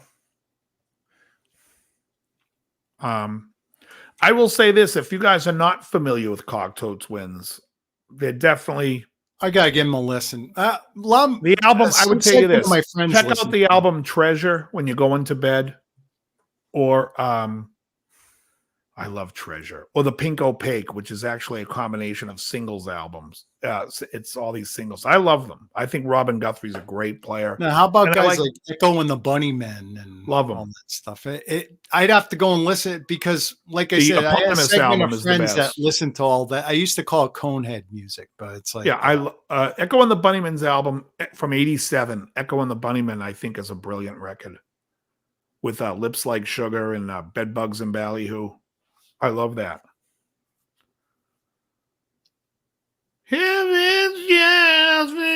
Oh God, that let my mother live. It's like, what the fuck, Ozzy? I remember as a kid thinking this song blows. Right? It was like you were doing the right thing back then because you had the cassette, so you wanted the fucking thing to hurry up and end and flip over. That I agree fucking with you, song. Hugh. Neil Young is a better songwriter than Dylan. And I know Dave's not a fan of Neil Young. I'm probably a bigger fan of Neil Young than Dave is. And I know Dave likes Harvest Moon, though. Yeah. Really, I like Down by the River. Do you like a lot I don't of think love? he's much better. I don't think he's much better. I think they're from the same camp. They write songs that fit like they know 4 chords and they're going to write every song with those 4 chords. You like a lot of love? I do like the Nicolette Larson song that he wrote. Yeah, Yeah. I've got Nicolette Larson on my playlist. That song. Yeah. That's in my car. She had I think she passed away from like Yeah, cancer. she had Sad brain life. cancer. Yeah. Yeah, awful. Yeah, that song just That's drove going to me be a nuts. running gag. And what else was on that? Well, there was a couple of. See, that's why I like Diary better. I think Diary doesn't have a soft spot on that album. Diary's solid. I think Blizzard has Revelation stinks, Steal Away the Nights, a throwaway song. Yeah, Diary's the better album, but the thing is, Blizzard has Crazy Train, so that's what Yeah, people but will say it's the better album. But the tone No, of we- Crazy Train, the guitar, I hate. Like even when the Yeah. distortion comes in, I'm like, can you turn something We off? talk about that now, but when I first heard that when it came out, it just sounds so unique and huge for some reason. It's like, Are you what kidding? is For this? some reason, the reason that you weren't listening to Neon Nights, because Neon Nights sounds like a ton of lead over that. When Oh, they yeah. come in, he's like, oh no, here we come again. You're like, whatever this guy wants, get him a drink. This is it. I'm with this guy. Then all of a sudden he comes out from behind stage and you realize he's 4'11", and you're like, wait a second, is that Rhea Perlman singing for Black Sabbath? Yeah, my but goodness. that tone was doubled and it had presence. I mean, like I know when I was a kid and I heard that, I go, this is some, and this is before I started playing. How do we guitar. gloss over that joke where I say, is that Rhea Perlman singing for Black Sabbath? I laughed What the- at it. I laughed Well, at it. Come you on, know, Rhea. I've That's off the top of the head, guys. Come on. No, He I looks thought like that was Rhea great. Perlman in some of those And you're videos. the first person to ever point that out, so I'm giving it. Christ. I know love is this all is around. creasing upon me. Oh, it's so funny, Ed. There was a couple that always asked me to play that song. I don't know if Love Is All Around Me is the worst song of all time or the song by Marmalade. Oh, These people, something of Reflections of My Life. Reflections of My Life. Yeah. Right. Reflections of My Life in the blade that's going to go through my. sorrow. Oh, my. What a depressing song. I've got that on my playlist. I love that Oh, depressing what the hell? song. Well, no wonder why you're so depressed and you're not leaving the house. You gotta listen to something that's got a little zip in your shoe. Christ. I hear that song and I'm like subconsciously I'm tying rope to hang myself. These changes. Trying to throw it over the beam. Well, you gotta like some depressing songs. I mean, depression. No, I know, but there's nothing redeeming. Like I love in a little while from now, if I'm not feeling any less naturally. That's a great depressing song. But Reflections, it's like About Eric Carmen, All by Myself. never gonna fall in love with you. Have you heard the that's classical song he stole that from? Yeah, you had mentioned that before. Yeah, it was by Rachmaninoff. Mm-hmm. That guy was onto something. He realized Rachmaninoff wrote great songs. I don't know if you're familiar with this, Joe. Go ahead, But what is it? Eric Carmen basically listened to Rachmaninoff, and in the song, it's like, Wait, the kid from South Park? no, Eric Carmen. You know this song. When I was young, I never needed anyone, and making love was just for fun. You remember that song? Yeah. Oh, but there's a classical piece. It's basically that without the words, and he just put lyrics over it. And then the same thing. There's a classical piece that's like, and he wrote "Never Gonna Fall." That's an For awful me, song. the Oh my saddest song ever written is "Seasons in the Sun." I was like 8, 9 Dirty years Jacks. old. In the back seat of the car when it would come on the radio, and I was like, I just wanted a rope and a fucking something to throw it over and jump. Yeah. Just let me end it. A girl I was seeing in sixth Yes, grade Ruffalo. dumped me to that song. Oof. And danced with my friend Kevin to that friggin' song. There you Oh, go. good. My heart was And today, let me just Hold say that this: grudge. it's still Kevin's favorite song. Oh, yeah. Yeah, go ahead. You can dance to the Suicide song all you want. Hold on, we got Ken on the phone here. Yeah, it's still a favorite of mine. Oh, yeah, I banged her, Jim. That was their wedding was only in song, sixth right? Was that grade. the wedding song? The Yeah. first song, yeah. Shannon is gone. I love Shannon. I'll tell you a funny thing. There was I think I told this story before. It was at a NAMM show, and there was this brand new string company. They had a list of who uses their products, and now it was basically like the guy went through his neighborhood and just put every one of his buddies on this wall. But there was Henry Gross. I said, Henry Gross, who wrote Shannon, uses these strings. He's like, yeah. I'm like, You know how what we gotta sad do? for you guys. 1 week when we know we're not going to have a guest, the week before, this is what we'll do. I'll come up with an album I want Dave to listen to and one that I want Krellbar to listen to, and you all do the same. Everyone gives each person an album to listen to. Then the next week we're going to talk about it. Great idea. And it'll be You can do homework. it anyway. You want to have a guest. Too. Everyone in the chat, you got to listen to that shit, because if you're going to come back and you're all here every week and you're not going to know what we're talking about. Yeah, that's a great idea. I think it's a good idea. It is. It is. One, it's going to expose everybody to some shit we may not have listened to. I'll be on a fucking yacht with a cigar, Yeah. or listening to crickets. Am I gonna expose you to something truly great, or just a guilty pleasure? I mean, I don't know. I don't know. You haven't taken your pants gotta down make in that front of me decision. yet. I don't know. Because I mean, there's one album that I like. There's one album that I like. It's a list of all guilty pleasure? It's all cover tunes. It's all cover tunes by Henry Kaiser. Those who don't know history are doomed to repeat it, and it's one of my favorite albums. It's like he covers Man Who Shot Liberty Valance. Okay. Covers the fishing hole, which is the theme. One of my favorite- Let me just ask you something. So, if someone's, let me just get this straight. Joe is saying we recommend each person recommends an album to listen to. Yes. And we listen to the 3 albums. And the one album you can come up with, Krellbar, in this infinite wisdom of music that you've had for the last 54 years, is an album by Henry Kaiser doing cover songs of some. No, that's not what I'm going to recommend. That's not what I'm going to recommend. That was a let's not pleasure. talk about it. Yeah. Well, I could already tell you the album. You don't have to. We will get to it when we get to it. This isn't. Krellbar, sometimes you remind me of. Did you ever watch SNL when Kristen Wiig and they like it's a surprise and they tell her and she's like trying to hold in. It's like she can't hold it in. Like they're like just relax, and like she's going nuts because she wants to tell the secret. That's you, Krell. I got a secret. Find out Actually, one I'm going to recommend is actually an instrumental. How do you know one you're going to recommend? I got about.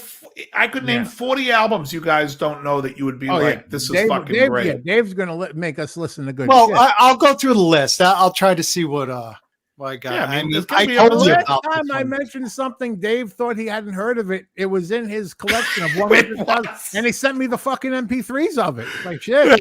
I had it. I was unbelievable. I was like, wait a second, I have this already. Yeah, I he go, had them and all. then The as soon as I saw Phenomena. That was the phenomenal. funny thing is, as soon as I saw the album cover, I was like, oh, I remember this album. Yeah, and I was trying to describe the cover. Yeah, it fucking glows in the dark. Shit. Unbelievable. Well, I'll make the instrumental album my honorable mention. But I mean, Now, I think you should listen. Joe, to did you graduate high school in '86? Yes. So we all graduated high school the same year. You graduated? Or me or Joe? I'll play Either one. The joke works. It's dead. It's a horrible joke. Yeah. No. What did Honey by Goldsborough's awful. Cats in the Cradle. I don't know if it's sad. I'll tell you what's sadder than Cats in the Cradle is Taxi. Taxi's abominable. I hate that song. She was gonna be an actress. Harry, do you want to try singing that line? I was singing. Well, you can mention Still the Same by Bob Seger, as he always does. That's a terrible one, too.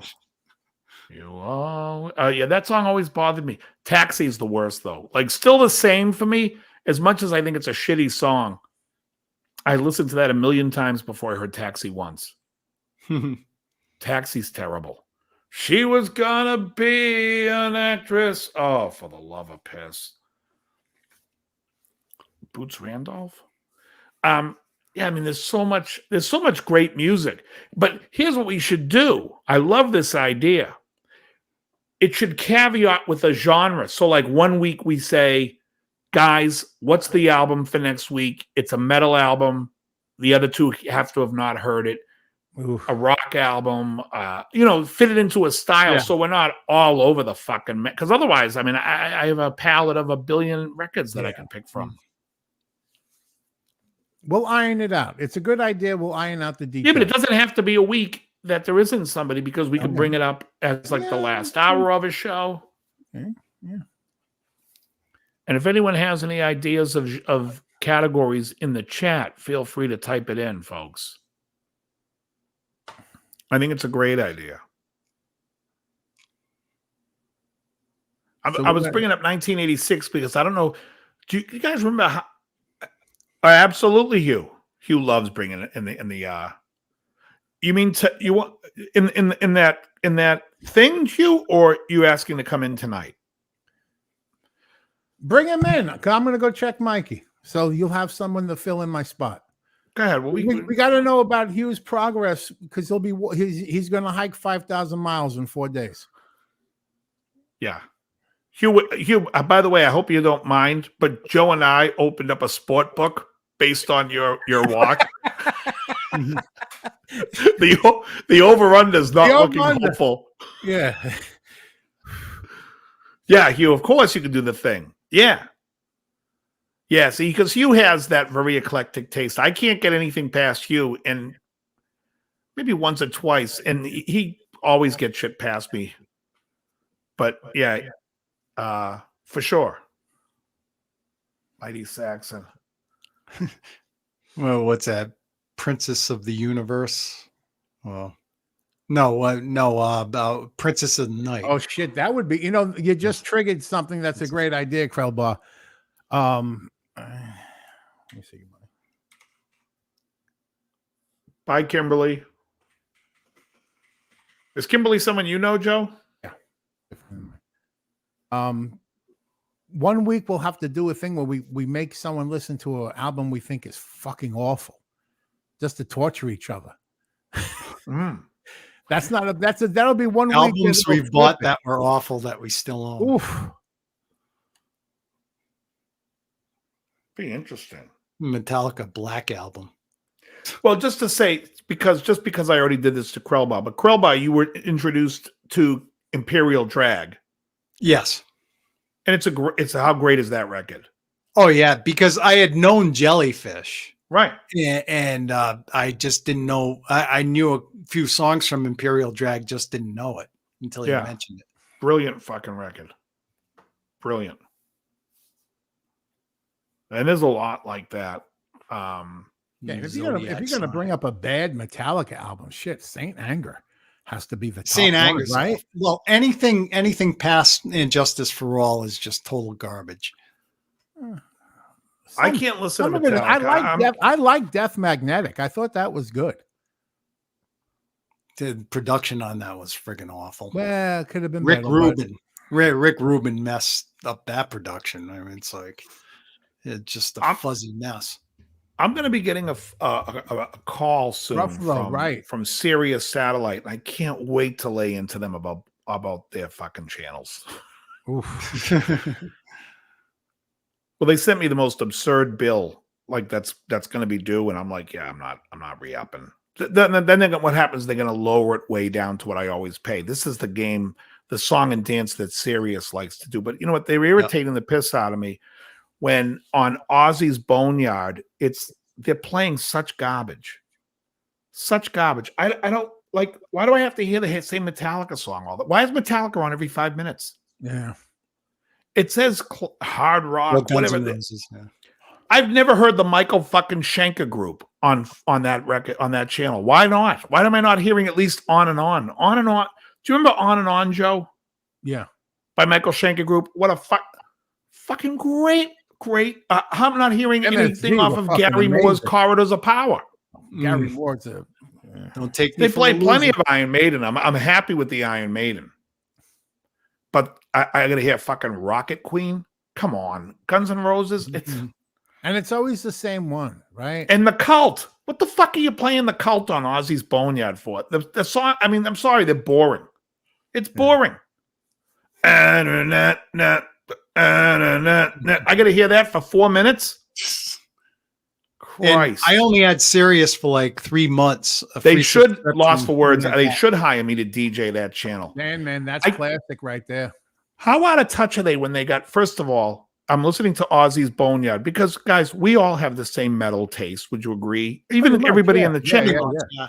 They got fucking Duff McKagan doing 3 chords in the truth, playing garbage. Songs that are important to him. I don't care about what's important to some guy that played bass in Guns N' Roses. I'm sorry, I hate the fucking band.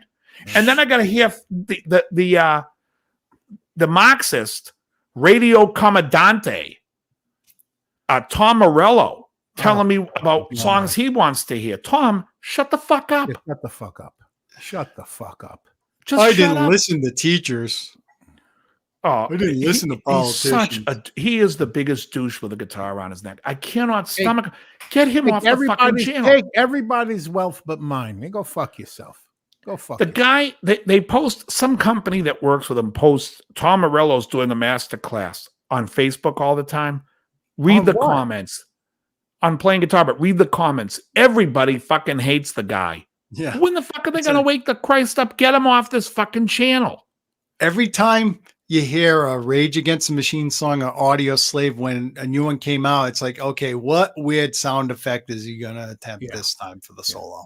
Where's he going to put the guitar cable? Up his ass? Is he if you have a sound effect for solo, everyone's talking about they're talking about UFO real quick. They played Doctor yesterday in the gym, and I was like, oh, fucking, that's great. Yeah. I was thrilled to hear something different that wasn't fucking Guns N' Roses. And I'm not a huge fan of Doctor. I mean, I think Lights Out's a good record. I think Obsession's a fantastic record.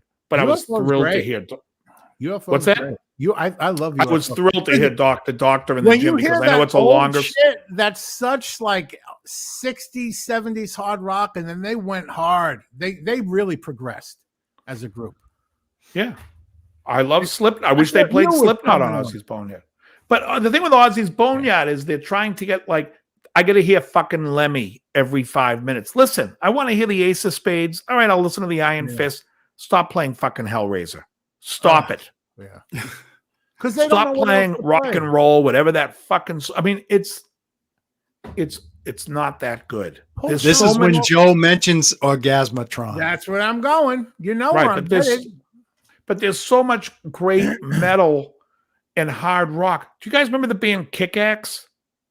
Yep. Play a fucking song by Kick-Axe. Play something, but get off of playing the same 4 fucking Lemmy songs, the same Aussies. It's always the same. Yeah, the 3 months I had Sirius, I noticed that too. It's like friggin' Boneyard. I was never on. What was the hair metal one? That Hair Nation. Hair Nation. I listen to that sometimes, Angel. but I listen to all the other stuff. And like they do the same thing on Yacht Rock. On Yacht Rock, they play right down the line from Jerry Rafferty, and they play Great song. Baker Street, another great song. They used to play Islands, which is a great song. They don't play it anymore. They never play Home and Dry, which was a great song, and they never play The Ark, which is a great song. But they're going to beat to death these 2 fucking songs every day, every minute. Same with Ambrosia. They play the same song by Ambrosia. David Pack had 2 solo hits that were great. How Ambrosia much I feel it's probably the one. Of course, they play it every 5 minutes. The biggest part of me. But like, let's hear You're the Only Woman. Let me hear Holding On to Yesterday. Let me hear How Can You Love Me. Let me hear Ready for Camarillo. They have a ton of great Dancing by Myself. Great band. How about expanding the audience by Kick-Axe from Canada. That's right. Get it right the next time. The whole idea of satellite radio was to not have the repetition. I mean, and not to have the repetition and not to have the fucking DJs talking. Yeah. This guy BK on The Groove, all he does is try to spread his liberal dogma on the thing.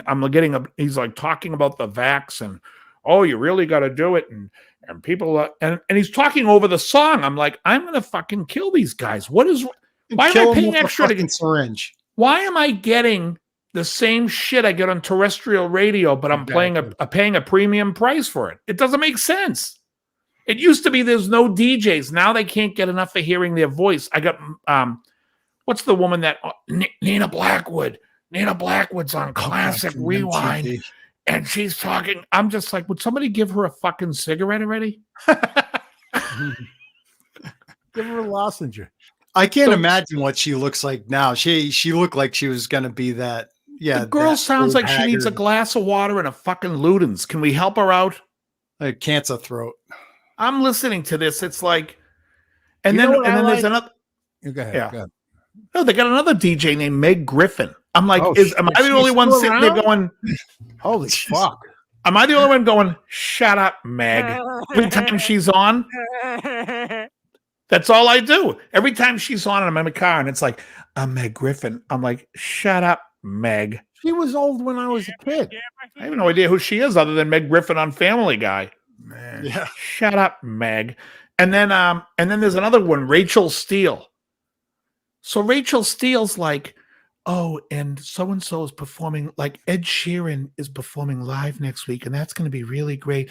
And we're going to have all the details. Why are you telling me I'm listening to Classic Rewind? I want to hear classic songs, not some new douchebag. Why are we talking about new douchebags playing live when I'm listening to this fucking channel? If you want to tell me Styx is playing, I'm all ears. But Ed Sheeran, go fuck yourself. I'm not on that channel. I don't need to hear about it on here.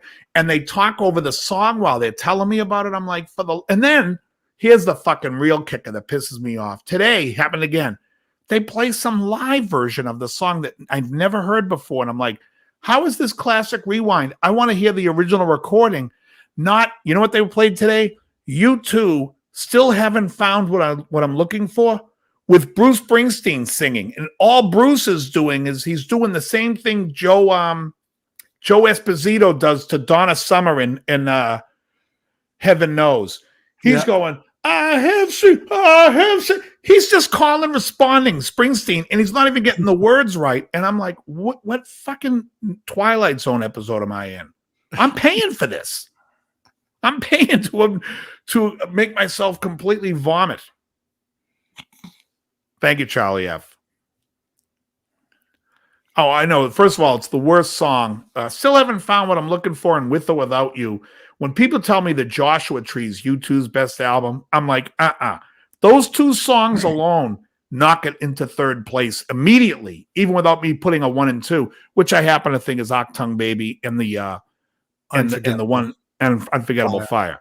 But literally still haven't found what I'm looking for, and With or Without You can fucking suck balls. In fact, Octung Baby with Mysterious Ways I think stinks too, but whatever. Yeah, I'm listening to Ed Sheeran's Tickets Are Going On. This is Rachel Steele. So Ed Sheeran's going to be playing next week, and it's going to be a charity concert, and we're going to give you more details. How about giving me less details? Yeah. How about play the fucking stick song Renegade that I want to hear and fucking go away? And don't talk. Just play songs. That's why I'm paying. I'm paying to not hear a DJ.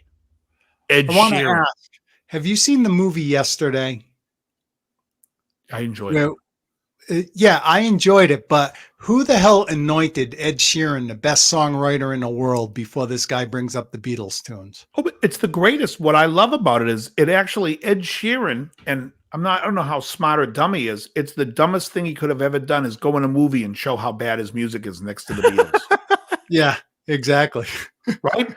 Because he's looking at the guys like, oh, you didn't write these songs are too good. You didn't write them. Yeah, you know what songs? These songs are a lot better than your songs. Yeah. And back in '65, when the Beatles wrote them, they were light pop songs. Yeah. Well, what I like is The that million bands. when they go into their separate rooms, right? Well, he already knows he has to remember the long and winding road. But thing is that he's going to come up with this. Now, he could have come up with a lot of Beatles songs and not really put the nail in his coffin. But I mean, like he came out with the hard hitting one that just fucking drove him into the ground. The movie was very funny though, because when he writes back in the USSR and he goes, "Yeah, why are you calling it the USSR? That's not." It's like that was very funny. Yeah, I enjoyed it, but look, I when the did Beatles too. when the Beatles were doing those songs back then, you had the Knickerbockers, the Buckinghams, all these other bands that were fucking great. You had what was the You Didn't Have to Be So Nice, the Lovin' Spoonful, the Turtles. Mhm. Oh, I Music. love the There's Turtles. 100 Yeah. fucking great songs out. Yeah. And then we go today, and then you watch that thing, and you're hearing Ed Sheeran sing his number one song, and then the Beatles play like one of the B cuts, and their song is 1,000,000,000 times better, and you're like, yeah, thanks Ed Sheeran for Ruby doing this Tuesday's movie and awesome. showing us that music sucks today. But you know what? Red Hill Mining Town is a great song. Ben, there's no question there's great songs. I'm just saying those two songs are terrible. Oh, I got a question about that movie Yesterday. Now, it's a kind of when every now in that movie he looks, and every now and then there's something he mentions that never happened. It's like he says, well, are the Rolling Stones still here? And he looks up and they're there, but he'll mention another artist and they'll be like, who? And then he looks up on the computer. My question is that he looks up the Rolling Stones. They're still there. I would like to know what their output was without the Beatles existing, because On Her Majesty's Secret Service was definitely influenced by the Beatles. It's a light fucking they were- movie. Huh? There's a light movie. You go to a movie for 2 hours so you don't have to think. No, I'm just curious. I'm just curious. A protractor and a compass trying to figure out what the Stones would have turned out like if the Beatles didn't exist. I'm just curious. I'm just curious because I mean, it's fun to think about. It's like, okay, the Stones are still there, but what did the album output sound like? Well, Because somebody else some would have music influenced wouldn't them. exist. Yeah, you Some take music anything out wouldn't of the mix. exist. If you take I mean, anything out of the mix, something's going to change. Yeah, it's a butterfly effect.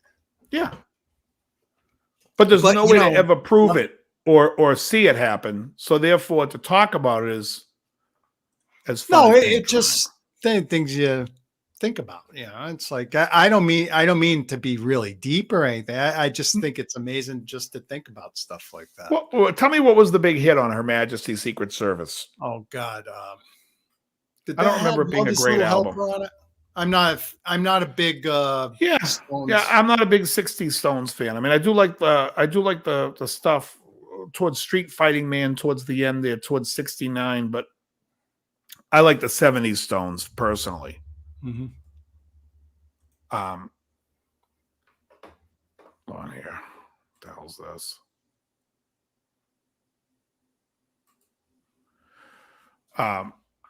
Yeah, I mean, I'm just saying, as far as that I thought Ed Sheeran was nuts to go in that movie to do that, because it either shows an incredible amount of balls, like I'm the new, they're the old, and it's a, or it shows, yeah, God, music was so good then. And today this guy's just writing fucking Let's Get It On and putting new words to it. What was that song he did that was Let's Get It On? Oh, I don't know what it is. I know Beato compared the two. Oh, he did? This channel. Yeah. The tempos and because there was a big controversy of if he copied Let's Get It On. Yeah, it's the same exact groove. The push is there. Everything is that boom, boom. You know, it's that. Yeah, I'm with you, Todd. Not a fan.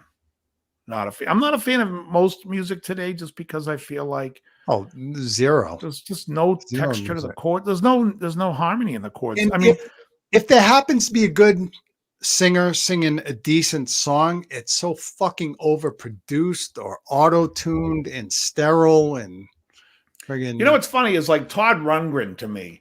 Todd wrote some really great songs, beautiful chords, and he wrote also some shit. Oh yeah. There's some songs by Todd I listen to, and I'm like, do I have to like what? Am I being tortured for something I did in the past? Yeah, it's like, there's some things on A Wizard of Made a True lost for Star words. that's pretty painful. Yeah, it's. But he also but in the same context, the guy comes out with some really nice chord changes, like that I taught Love Is the on Answer. Christmas. Love Is the Answer is great. Hello, It's Me has some nice changes. Yeah.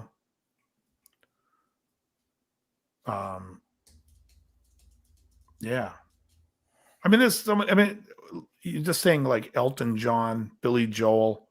You're gonna tell me those guys aren't better songwriters than Shitbag McGee, fucking Bob Dylan? Well, Elton John was more Still what's writing his songs. He's writing the music. Yeah. Still a partner. You're gonna tell me I Burt wasn't a Bacharach- fan of Elton John's output myself. I mean, like I would take Billy Joel over it, but I wasn't a big Billy Joel fan either. Do you have the albums Goodbye Yellow Brick Road? No. Don't Shoot Me, I'm Only the Piano Player. No, I don't have any of the albums. Funky I mean, like, Chateau. I always like Man Across the Water. Or I always Tumbleweed liked, Connection. Those 5 albums are fucking phenomenal. Funeral Phenomenal. for a Friend and Love Lies Bleeding. I always liked. That's the opening track on Goodbye Yellow Brick Road. But those 5 albums, and one of them's a double album, are phenomenal records. And that happened from 1970 to 1973.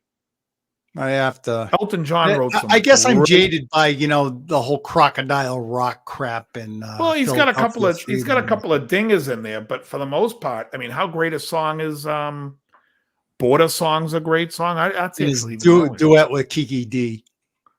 That's a fun song. She was you have to understand, she was the flavor of the day, and he was basically giving everyone a leg A up. lot of people don't remember on some variety show, John Travolta and Lily Tomlin did that song together. I can't find it anywhere. I've been looking on YouTube. You sure it was Lily Tomlin and not his sister, Ellen Travolta? I'm not joking. She looks just like her. Yeah. It could have been his sister. No, it was Lily Tomlin. It was on I remember it distinctly. It's like, Wait for Me. Yeah, Ed Dana. I like I said, I like Todd. I think he's great. another thing I can't find is the Sweat Hogs doing the Paparelli Pizza Man with Tom Bosley. What? On I think it was on the Rich Little show, and I can't find that. It's like that's something from my childhood. Speaking of Tom Bosley, he played a doctor yesterday on an episode of Maude I was watching. God, I'm glad you didn't say Columbo. Oh, Maude. No, he's done with Columbo for now. Everything's Maud. Love it. Everything's Because you know what? I put the series on and I just let it go. So every episode I'm watching, it's effing brilliant. Yeah. Now, that would be good for me on a treadmill, but facing the other way, because I'd be trying to get away the whole fucking time. The treadmill will go on fire. I'm telling you, Joe, if you watched it today, you would find it funny. It was funny, but every episode is 25 minutes of everyone shouting their lines at each other. It's just fucking grates on me. What show's this? Maud. Oh, Maud, yeah. There is a lot of yelling. It was fun. Yeah, B. Arthur's voice is pretty piercing. And that's the other thing. right? And the funny thing is she was the opposite of like that in real life. And it's In worth fact, they- watching on Adrian Golden Barbeau. Girls, Yeah, she's she was in fucking a great on Golden Girls. In fact, she did an interview with this Canadian interviewer on. I was watching her on YouTube, and the guy was saying to her, like, "What would you do? Like, what's your?" She's like, "I'd rather just stay in and watch the Schmenge brothers, Eugene Levy, and when like John Candy. what's that? In John Candy, she Oh. thinks SCTV is the funniest thing. To her, That she'd was rather just great. stay home and do what? You don't like SCTV? That was great. Love it. Oh, I loved it. Oh yeah. It's That's what I'm saying. really- But B. Arthur was saying how that's what she would rather be doing than out there socializing. She was very quiet, like to herself. It's very the Dr. Tongue 3D House of Pancakes. You remember that?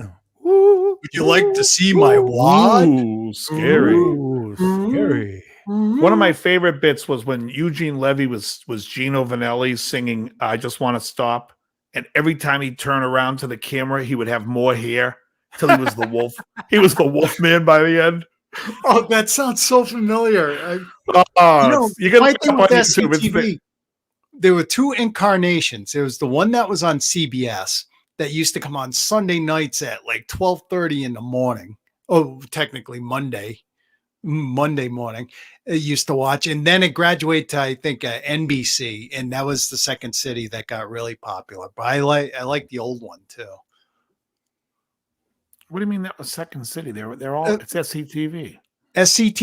There were two different incarnations of it. One was on CBS, and it came on late on Sunday. What do you mean night, incarnation? Monday I think morning. it was just picked. It was a Canadian show, and they just whatever station just Yes, picked it up. but what and aired it. happened is it was pretty much unknown except for what was on CBS, and then it made the transfer to the other station to compete with the Saturday Night Lives and stuff like that afterwards. It's like I remember that. It's the I used to same show. watch it. I don't know what It's the same the show. But they same added show. Martin Short. It's the same show, but it was called Second City Television, and then it was SCTV for short. But I remember this. That to Dave. It had the beginning. It had the beginning where the guys TV's out the window in the intro. I only ever remember Yeah. being SCTV. That's SCTV. And that's what it's. Yeah, and SCTV stood for, in the control console where they open drawer and there's a sandwich in it and Yeah. stuff like that. Yeah. And then there was the second incarnation with the totally different beginning. Well, I think it's just a different season of the show, but you have to understand, it's just the show's It changed Canadian. networks. Yeah, it changed Here. networks. That doesn't. No, it changed networks and there was a different format. Johnny Let's look it up. distinctly remember that. Crowbar's right.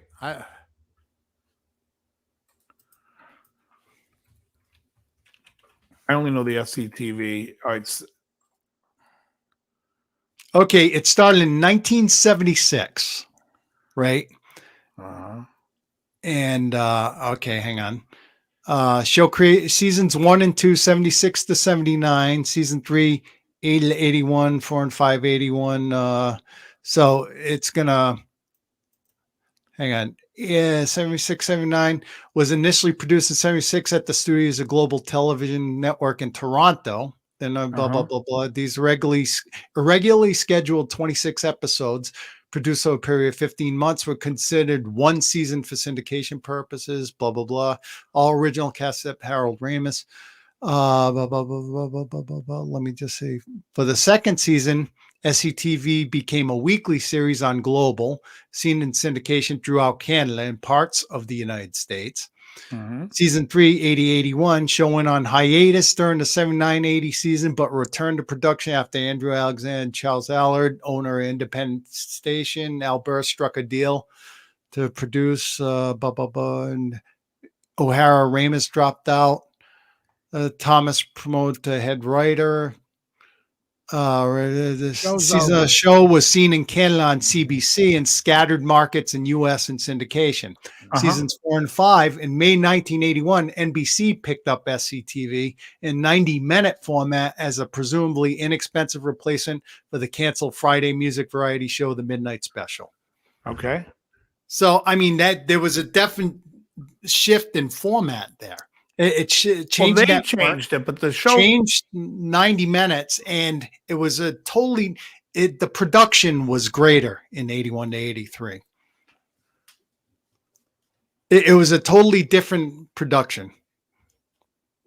I mean, before, like it said here, it was scattered in the U.S. I mean, like you could see in some parts of U.S., some parts of U.S. you didn't. It was at different times. In my case, it was like 12:30 in the morning on Monday, basically, and on CBS.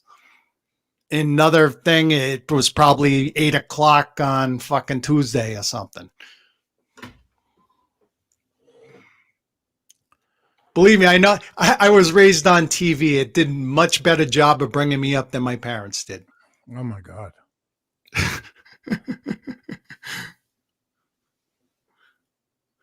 Yeah, but it's still SCTV. You were saying Oh, it yeah, was a different it's- show. It's the same show. Oh, it's the same I'm reading it show, here. but it's like, What you said was there was SCTV and then there was Second City Television. And it's all SCTV. This is just, I mean, Second City was what it was called, but they bumped the show from however long it was to compete with SNL. But in fact, it changed again to 45 minutes. There's three different versions: 30 minutes, 76 to 81, 90 minutes, 81 to 83, and 45, 83 to 84. okay, hang on for 1 second. CBS, that was from 80 to 83, NBC 81 to 83. So it just depends on that's what I'm trying to say. It depends on what market they were in, with who picked them up. You know, I'm looking at the season 1. No Fez, opening. he's her he was looking at a rash. He was a dermatologist.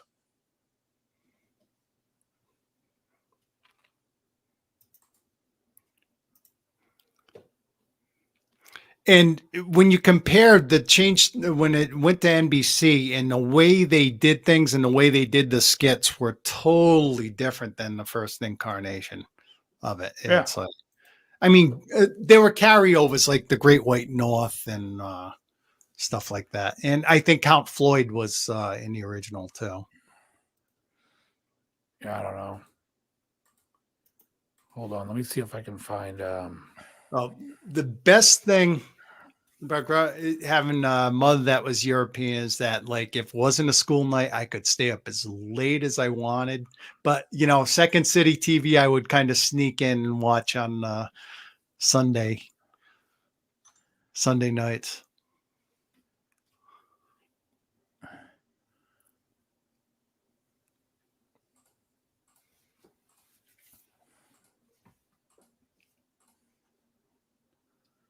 Hold on, I'm just looking something up here. God, you know what? I would, you know, now entertainment's at the snap of a finger on your phone, on TV. You know, you stream it here, there, and everywhere. And I mean, there's something to be said for that convenience. But I tell you, when you had a few channels, the programming was so much better because it wasn't oversaturated. You know, they had to capture an audience. And I tell you, growing up and watching TV back then was far superior than what we have today. The programming was so much better. all right, I'd have to disagree with you. Well, look what you stream. You stream shows from the 70s. he's Right, but it's more of plagiarizing it's a nostalgia thing. Yeah. For me, it's nostalgia from watching it when I was a kid. But if you sat there and Columbo's a said, great series. "Have you not watched Sherlock on Not yet, no. what's that channel? BBC? BBC. Yeah. Well, You know that that's show, the whole right? With, thing is you have yeah. to search through a million shows to find a show because you. competition's much harder now. Back then, you had 3 channels. They were showing every Heart to Heart. Yeah, that was that was really challenging me when Heart to Heart was on. That's Mrs. H. She's gorgeous. Lionel Stander. Yeah, let me tell you, they were taking the Yeah, TV was much better back then. They were knocking the Incredible Hulk off so you could watch Don't do that. people. Oh, it's You're Christmas watching special. people do Olympic events over at Pepperdine on the Battle of the Network Stars. But I mean, like the late night show. I mean, well, you had Johnny Carson going He on was for great. years. Then you had But the David Hulk's gonna Letterman. be on tonight. You had, Oh, let to me some see. degree, Tom Coming Snyder. on after the stream, isn't it? The Hulk. Let me see. I think. Let me see. The word is. The Incredible Hulk will not be presented this evening.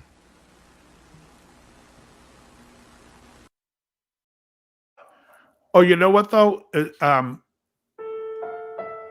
you go. I'm gonna rip the chains off the cabinets and get a fucking jelly donut. Here's Krellbot talking about TV. But enough about me. I hope this hasn't been boring for you. I always get so carried away. I lose all track of time. What's that That's guy's name? fucking perfect. Cumberbatch. What's that Cumberbatch Robert guy? Hayes? Benedict Cumberbatch. That Sherlock show is as good as any crime show that's been out today. Out in the last 50 years. You know what series I like? I like Black Mirror. That was on Netflix. That's a good. Yeah, that's good. That's good. I mean, oddly enough, it's about how technology is ruining our future. Basically, Crowbar's plagiarizing. What do you think's ruining our future? In all honesty, do you think it's technology or stepmom porn? Oh God. Stepmom porn has been going on since the dawn. I can't of let porn. you go to school with an erection like that. That was actually F is for family. It's got had a segment like that where the teenage kid blew it with his girlfriend or something like that, and she dumped him, and then goes to the next What are you door talking neighbor's about? house. What is this? Is this porn you're talking about? No, F is for family. On Netflix, it's Bill Burr. It's an animated series. Because teenage kid goes next door and he's looking for this guy over there, and his girlfriend's over there, and he's like, "Man, I don't know what to do with this." It's like, and she looks at him. Next thing you know, this teenage kid's banging this fucking 20-something-year-old.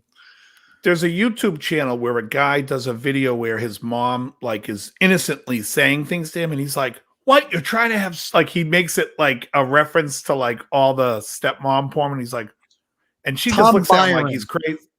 Tom Byron seemed to be in those all the time because he always looked like he was 16 years old. I don't know who that is. Tom Byron. Oh, come on. He was the one that looked 16 all the time. If you look at a picture of him, well, if you look it up, do it with Safe Search on. But Tom Byron? Yeah, I know who he is. Yeah, Tom Byron. You only want to see his face. That's why I know who Tom Byron is. I think Tom Byron shares my birthday, actually. But now you got but have you seen the I'm Stuck porn? Oh God, retarded. Just stupid. I can only imagine what that is. Oh, they usually the woman, she's either stuck in the laundry machine. I've seen one stuck in a couch cushion. They get stuck in the coffee table's good. There's always the coffee. Wait, when you said I'm stuck porn, I thought it was about some guy with a massive schlong just enters in yelling out loud is fucking killing me. It's so dumb. It's so fucking dumb. It is so dumb. Holy shit. They get caught making the bed. They get stuck when they're making the bed. It's I'm not familiar with that. It's a level of stupidity. It's fucking it's like, did they even over there they ran out of ideas? Yeah.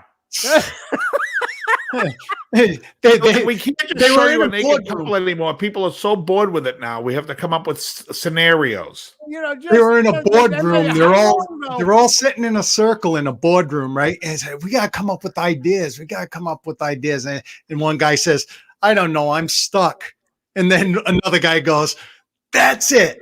But let me ask a serious question about the mentality we have in the world today.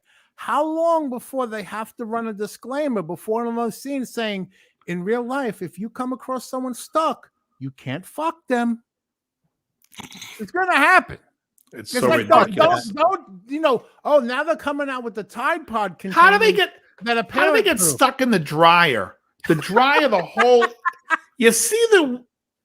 I It's could just- get stuck in the dryer, but you're not going to want to tap that. I'm telling Right. you right now, you're not going to go near it. That's a fucking. Who's First of sticking all, their I'll whole stand up body with in the a dryer dryer? on my It head doesn't and make any slam sense. you with It's so it. absurd. How do you get stuck in a couch cushion, Dave?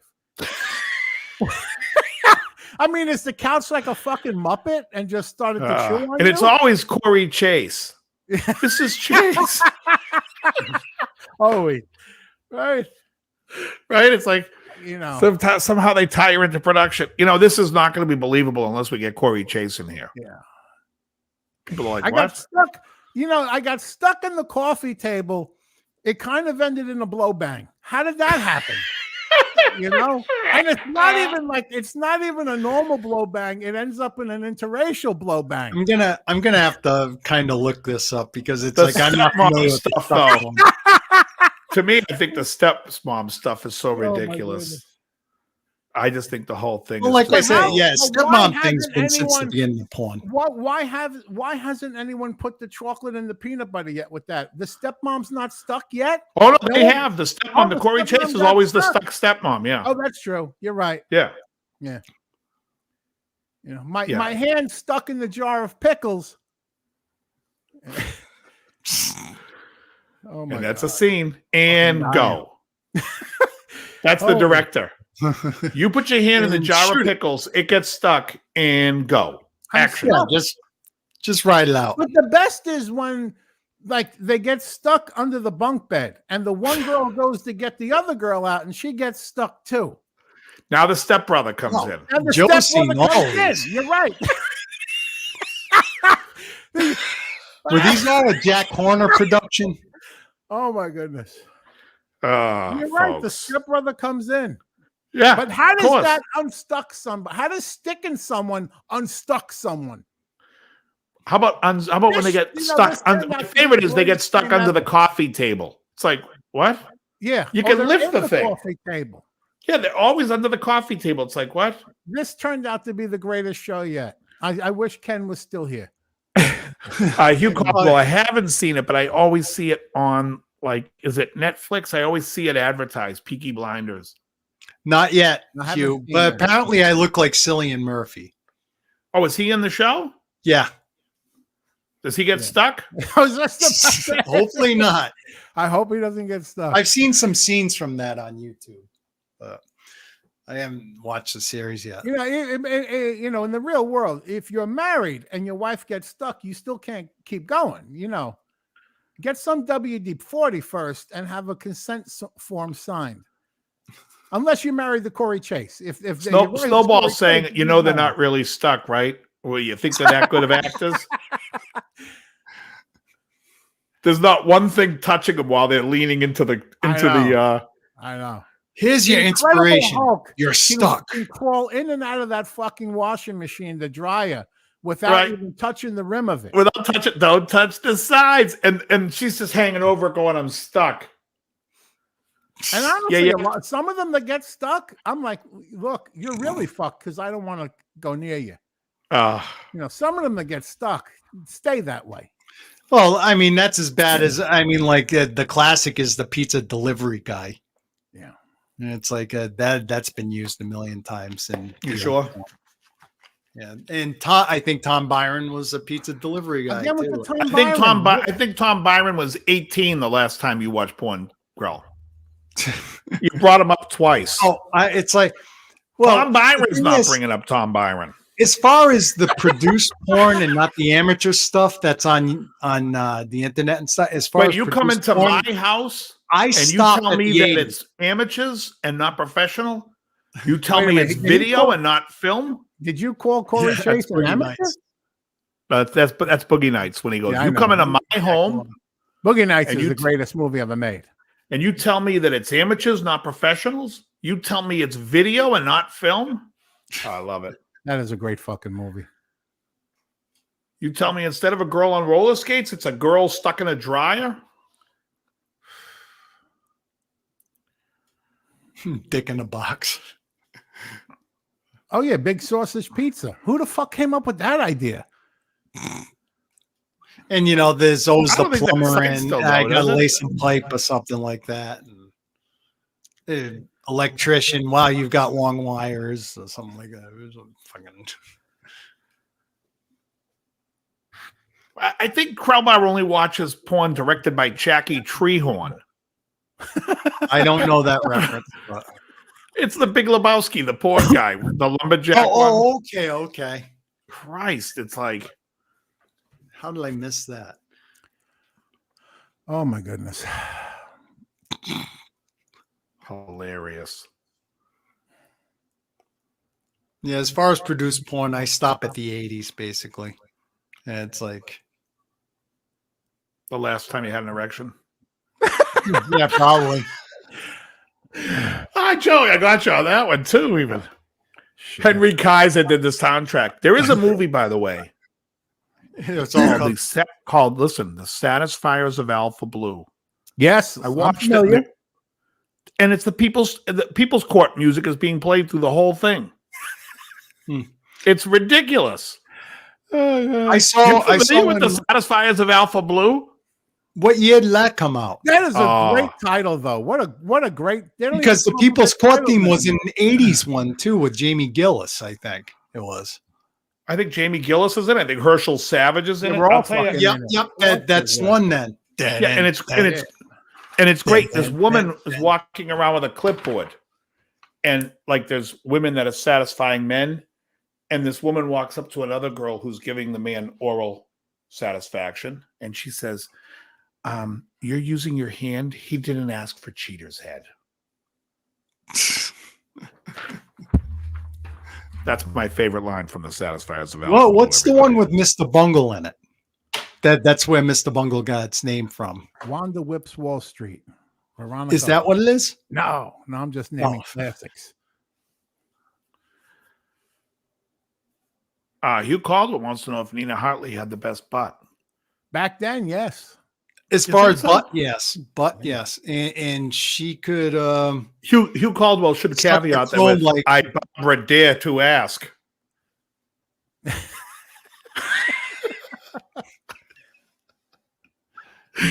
I have a buddy of mine. We used to work at this restaurant in LA, and like if it was windy out, he'd be like, "Oh man, there's gale force winds out there tonight." We would just have a conversation where and I'd say they're coming in from Jade East. We would throw in like every Cheech and Chong. You got to do it. I Barbara dare to ask. Nina Hartley had the best butt. Well, Little Bill thought so until everyone else banged it. That's another. He says his line wrong in the movie, and they kept it in there. Oh, what line's that? She says he goes, "My wife's got an ass in her cock," instead of cock in her ass. Oh, okay. He says it backwards. They keep it in. Well, it's understandable. I mean, it was a mistake, but thing is that in real life, there could have been, as far as the movie goes, it could have been like the guy was so flustered with his wife, he fucked it up. So it's like Nina Hartley was Calipigian. I just have to say, I don't know that she was the best. How about this? Who's the hottest woman that was ever in Hollywood? Like Hollywood actress, any time period. Oof. And I'll make it tougher. I'll take Raquel Welch out of it. Mm-hmm. Go ahead. But that's personal preference. Yes, that's what we're talking about. Well, in her prime, I always First, loved hold on a Marissa. second. You're saying the best butt in porn is not personal preference? Well, I'm spitting. In her prime, I loved Marissa Tomei, but she was more cute than hot. She was beautiful.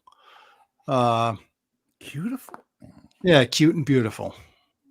Beautiful. I noticed you threw in stocky. I'm thinking about the hell. Oh, wow, that's a good one because Barbara Eden and Dawn Wells, there is no way in hell they make my top 100. Personally, I always thought Donna Reed was gorgeous.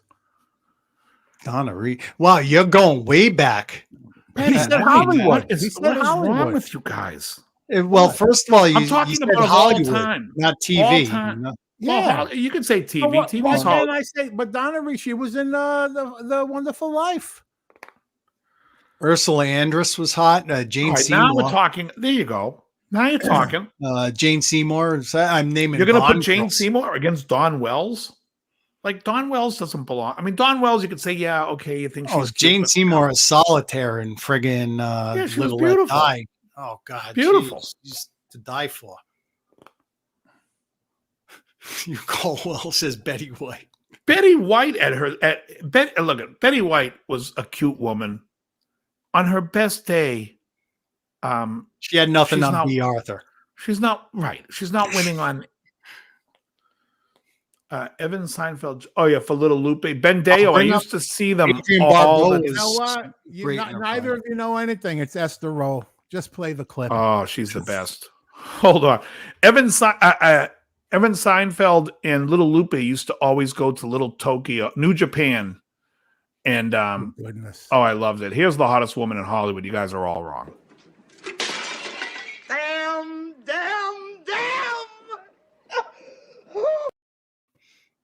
That's when she found out I put Raquel Welch how back in the about- running. Who was the chick that played Nova in Planet of the Apes? Linda Harrison? She was gorgeous. Oh, she was ahead of her time. Yeah. I remember I looked Sally her Field up. was never hot. I'm sorry. No. No, I can't stand her. She's on my shit list of friggin' actresses I hate, along with Jane Fonda. Yeah, but I'm just saying she wasn't hot. You guys, what about Rona Mitra? Who? Who is The name Rona is Mitra? familiar. Rona Look her Barrett? up. What? Look her up. Rona Julie, How do you Mitra. spell it? That's obvious, Hanoi. RHONAMITRA. She was on The Practice. Beautiful. Erin Gray. Oh, Erin Gray, I can understand because as a child, you guys were big into that. Not my type. I think I like think Erin Gray. Pamela but Hensley there's, was better. What's Then with the there's echo? Pamela I don't know Hensley. who's that? Well, who's that? Buck Rogers. Yeah, she's cute. Oh, Rona Mitra. the Lara Croft character in the video game was Yeah. based on her body.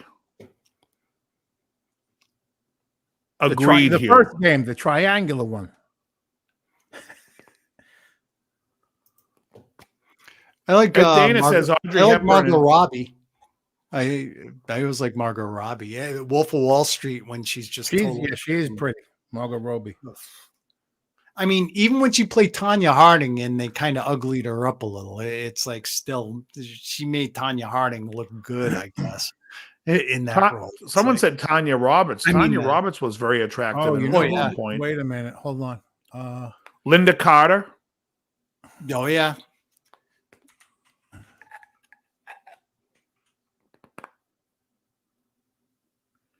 But honestly, would you compare any of them to Raquel Welch in her prime? Oof, that's a tough one. You know who's gorgeous? Monica Bellucci. Oh yeah, agreed. Oh, The how actress. about She was great She's- in that movie. What's the movie where she gets raped in the subway there? Melina? Is that the No, one? Reversible. What's it Hold on. called? Irreversible from Joyce 2002. Heiser. I used to do cardio next to Joyce Heiser at Gold's. oh god, the one and I usually know her name right off the bat from Flash Gordon. No, Yeah. not the Boerworms. But Oh, what's her Princess name? Princess Yeah, she What was. the hell? Aura, Princess Aura. Oh, Yeah, Jerry she was- Jones comes in with Susan Anton. Dudley Moore was hitting that. Yeah.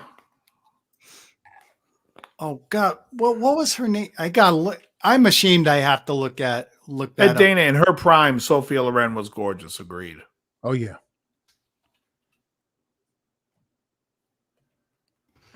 Yeah, Ming's daughter. Yeah, it's Princess Aura, but it's like I never knew the it is, actress's name, but I agree. I'm Muti. It's like Sybil I'm Danning, he says. John Taylor pulls out Sybil Danning. Ornella Muti, I think it was. Hang on, I'm still looking. Oh yeah, Ornella Muti. No, not the ballworms. No, we never Father! get to see what the ballworms look like. Father! Yeah. Well, then Clytus gets her stuck on the table. Clytus, I'm bored. Clytus on board. Clytus was a fucking Okay, rip-off of are we Dr. going to Doom. talk about this? Called Earth. Yeah. What is this planet called Earth? Well, you know how you have an earthquake button, Ming? Yeah. That would be for that planet. Hit the hot hail too. It's the one you named that fucking button after, genius. Right. Tell me about Earth. Well, you see this button here. You tell It me. says earthquake. Yeah. How did you name the button, you fucking dumbass? Oh yeah. You may as well have had a crush on what's her face? Liza Minnelli. Oof. I watched the sun come up at Liza's. Minnelli's? No. That was Kramer the night of the Emmys. Oh God. Or the Tonys, whatever it was. The Tony. You've got me really thinking now. I'm thinking, okay, I'm looking at decades now. Who was the hottest in decades? So 70s. Who's Carolyn Monroe? Oh, is she Marilyn Monroe? Carolyn Monroe? What did I have you racking your brain on? I'm trying to figure out, the hottest actress. It's like, I'm naming some, but it's You like, love the woman on Too Close for Comfort, Lydia Cornell. hey, Who was she's the not mother bad of- looking. Who was the mother on One Day at a Time? Bonnie Franklin. Yeah. Not her. Well, you just said fucking Valerie Bertinelli in the day. She was really. Yeah, cute. Not cute. Not on my Yeah, top okay, 100. no. Yeah, well, Joe liked Mackenzie Phillips. Oh gosh, no. She could stay stuck. Kelly Preston was cute back in the day, Hugh.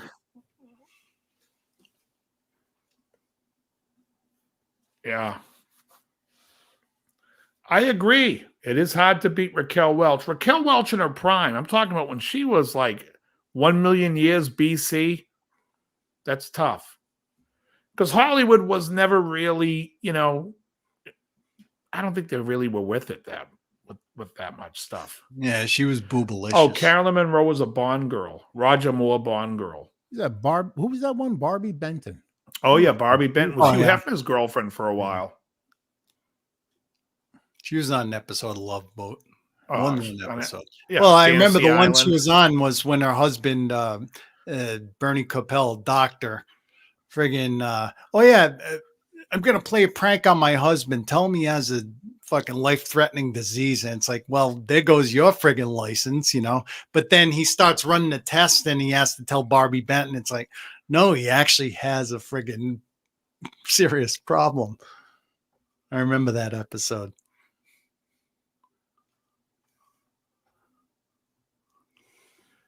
Yeah, well, that's the whole problem is you don't know who's going to be over time, Snowball. So if you pick somebody from today that you think is beautiful, I'm saying overall time, everyone's going to like older people, but you don't have to. You could say, what's the girl that's on, who's the Wonder Woman girl? People really like her. Oh, Linda Yeah, Carter? Linda Carter. Yeah. Oh, Gal No, Gadot. Gal Who? Gadot's gorgeous. Gal Gadot. Yeah. Yeah, She's see, fucking Oh gorgeous. yeah. yeah, you don't know what she's going to look like in 20 years from now. So, Well, she's part of the tribe. Yeah. She's Jewish. yeah. How about Selma Hayek? Selma Hayek and, Dust Till Dawn. yeah. Or Desperado. Yeah. Elizabeth Hurley in her prime. That's Kate in Beckinsale. Austin Powers. I'm She with is John Taylor. fucking Kate sexy. Beckinsale's fucking gorgeous. She Yeah. keeps getting like she's 100 years old now. She must really be a fucking vampire because she hasn't changed a day.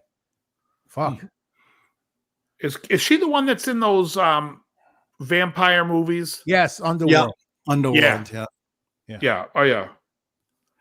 Oh, how about who was that older? Grace Kelly was gorgeous Yeah. back in the day. I mean, that's going back. Rita Hayworth. Grace Kelly was okay. I mean, I've Rita seen her. Hayworth.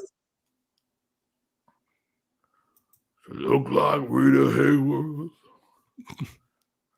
Hayworth. Don't got the love for Julia Roberts. I don't care for. No, I never Then like you horse should have mouth. made the question. You should have made this question interesting. Like, what Hollywood actress would you want to come across stuck Under a coffee table. and stuck in what? That's the first one I ever saw was under the coffee table, and I'm like, how is she stuck? Actually, I know. But the best is the one that got stuck making the bed. How did the oh yeah, that was Corey Chase. how did the comforter that? get you stuck? Oh man, how about Jessica Alba? Yeah, she Very was good. beautiful. But Very she was beautiful. good in Idle Hands. Oh yeah, with Diwan Sawa. Yeah, it's That's a great movie. yeah, she's good in that. Yeah, she's a pretty chick. Deborah Harry was the hottest rocker chick. I'd say Oh, yeah. that's wrong. Well, No. she was up there at one point. Even as a kid, I never thought Deborah Harry was hot. Malin Ackerman in Watchmen there, the one that played what was the superhero she played? Jupiter? No, Lady Jupiter was the mother. The Spectre. The Spectre. Yeah. Oh, I forget the full name- the full Oddly name. enough, she played Great. Debbie Harry in CBGB's movie. And I'm saying she's way too hot to play Debbie Harry. I don't know what all these Let's dot. see. Who's in The Girl Next Door? Silk Spectre. Sorry, had a Girl Next Door with Timmy Oliphant and Who's that? friggin' Alicia Cuthbert.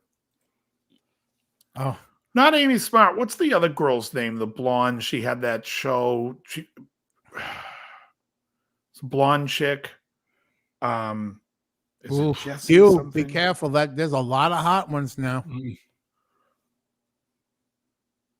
Sofia Vergara is pretty hot too. Yeah. Yeah. Hottest female singers. It was like Amy Adams. Now I would say I think Simone she's Simon. a natural beauty. Remember that? What was the show about the white trash guy? What was his Epica. name? What was that? It was a comedy about a guy who was like a trailer park guy. What was that show called? I don't know. Something Ed. Anybody? I don't know. Oh, Trailer Park Boys. No.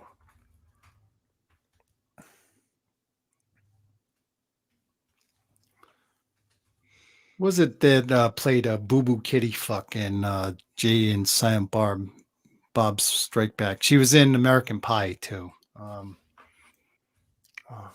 Elizabeth.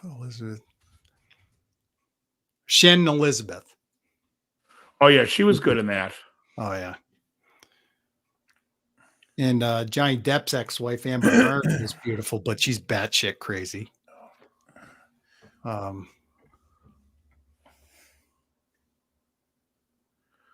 Why am I blanking on this girl's name? It began with a J.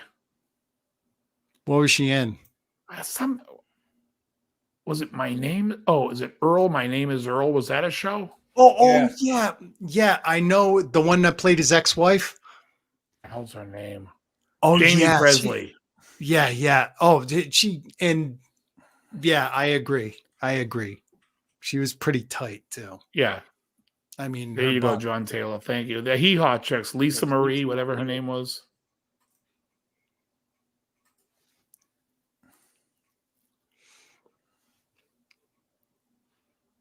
I'm gonna have to cheat here at this. I'm gonna look it up. What?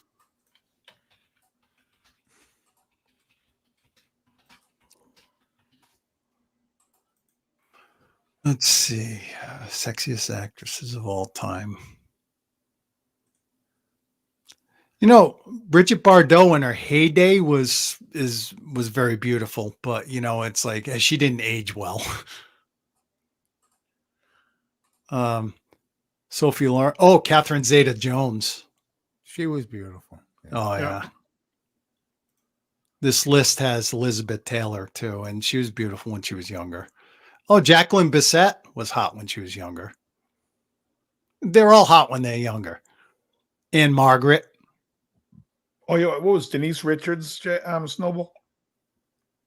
Oh yeah, she was the TV exec's daughter in Seinfeld. Marcy from Married with Children. Marcy Darcy. Oof. I think we hit 3 hours. Right Guys. night though. Oh wow! Well, we start talking about friggin' hot girls and just kind So of. I heard from Ken. Ken's like, we're going to reschedule this thing.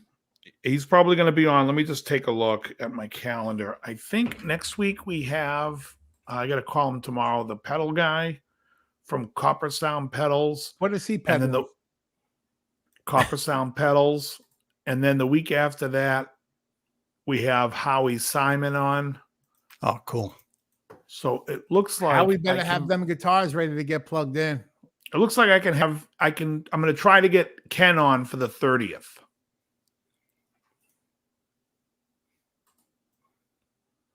Yep. That's what it looks like. All right. Yeah. So I'll Johnny Kramer says Jamie Lee Curtis was hot too, from the neck down.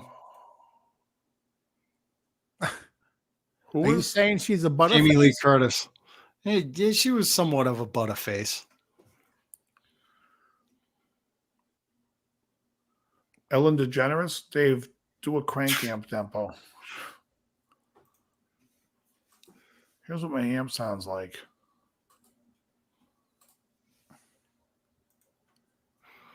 Which one do I have? The Crank Revolution one. Oddly enough, I was looking at that list. Number 26 was on LMUT. Did we start late today? Yeah, we started a little late. Oh, The technical difficulties. Charlize Theron. Well, 3 more minutes.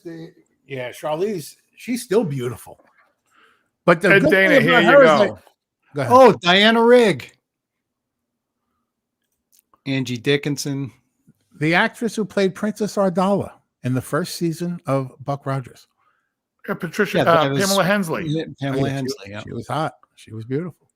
Yeah.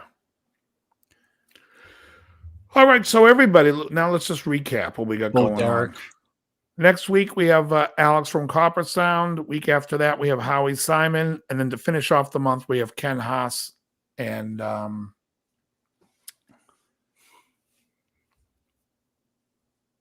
we got to figure out should we for next week try to come up with an album that we should for the last hour to discuss. Okay, different genres, or And then we'll talk about it the week like after. three Right? different We genres. talk about it next week. We tell each other now. Yep. I wouldn't be able to come up with something now. Okay, that's Yeah. all right. Then we do it But, next week. but this gives us a week to come up with something. All right, but what's No, what's I the mean genre? what genres? Yeah, All right, pick a genre. Rock. Rock, jazz. Or does each of us have their own genre? Yeah, Like I want. No, you to I think it listen- should all be the same because it's all the apples and same? apples. All right, all right. I mean, like, should we each do 3 from 3 genres? Yeah, it's one a week. We should, It's No, one it a would be week. 2. It would be 2. So I have to give well, one to it's Dave. one I from have each to give person a one- week, so everyone's listening to the other two's picks. Yeah. Yeah, we each pick one. You mean? Yeah, No, I'm okay. picking one for From Dave, any and I'm genre. picking one from you. I'm not picking one for both of you. you pick one album that you want us to listen to that you think. Oh, you think Oh, each person should get the same album? No, I What- was thinking genres. It's like No, I'm saying, isn't the whole thing you name an album Mhm. that we probably don't know, and then Krellbar and I listen to it at the same time. I name an album that you two should listen to, and then at the same time, Krellbar names an album that All right. me and you should listen to, and then we go back. My original idea was more individual. Like I gave you an album, I give him an album. But you're right. You're right. It Well, should no, because then we can all yeah. discuss yeah. the same All right. album. Otherwise, because then there's the three of us are talking about 3 albums. Yeah. I'm sorry. You know what? I'm stuck. Here comes Krell. I'm s- Can I help you? Okay. Oh my goodness. Okay, why the hell did my sound effects go away? And with that, we've officially hit 3 hours. So Yeah. But what we got to pick the genre so you can think about what you want. yeah, let's pick a genre. What do you guys want to pick? Do you want to? How about this? The genre is music. A metal album from 1980 to 2000. Metal album 80 to 2000. Metal album from 80 to 2000. Okay. All right. That you don't think that people are too familiar with. Okay. All right. And I then pick next an album. You two guys listen to it. Dave's picks Right. an album. Me and Joe listen to it. Joe picks an album. Me and Dave listen. Right. So basically, for the week, you're listening to 3 albums: one that you picked, and the other 2 guys picked. So you can have them all fresh in your head for the week. Yep. All right. And you guys are going to you need time to come up with it. We'll come up with one. Oh, come up with one album over a week. That's no problem. And if Hugh's in the chat, Hugh needs to come up with one as well. We'll bring in Hugh for that hour. I don't know that he's still here. I tell you, there's this band called Black Sabbath that you guys got to listen to. Yeah. You know what? From 1980 to 2000, there's only 3 albums I know by them. The rest of them, like Headless Cross, I've never given it a listen ever. Hugh? Gwar. I don't know any. Oh, Gwar. Oh, Everyone okay. knows Gwar. All right, Hugh. Yeah, well, we'll start with metal because it's Joe's genre. And then we'll go. So you can pick a doom and gloom album. I mean, I'm gonna grab something. you can pick, come up with something. And then, then the week after that, Krellbar, you can kind of pick whatever your wheelhouse is. Oh, wait. So Joe's just coming up with one album? No, for this we're all week? coming up with an album Yeah, next Oh, week. you're gonna come up with an I'm just saying the genre. I'm talking about genre. Okay. Okay. So gotcha. Why is this so confusing? I'm stuck. because it's late and what you're staying stuck. I'm going to go make some chorizo and eggs. What's I'm going to- chorizo? I'm This going to- late. Mexican. I'm going to an AA meeting that started God. 8 minutes ago. How the hell can you eat chorizo this late at night? She's cute. Oh, I'll show you. You put it in the put it on the stove. Oh. And then Did you anyone go like get this. the joke that I said?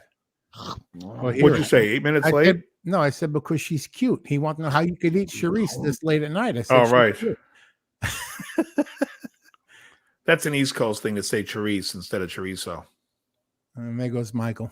All right, everybody. And let's Dos wrap this Lobos, shit. John's in the chat. He's saying you only have to listen to 2 albums. The third is your choice. Right. I was just saying you could listen to it because you're going to want to be fresh on it because people are going Has to be he been in discussing the it. chat or did he just pop up on nowhere? I think he That's just the came out first of time I nowhere. saw him. Yeah. How are you, Cool, John? bro.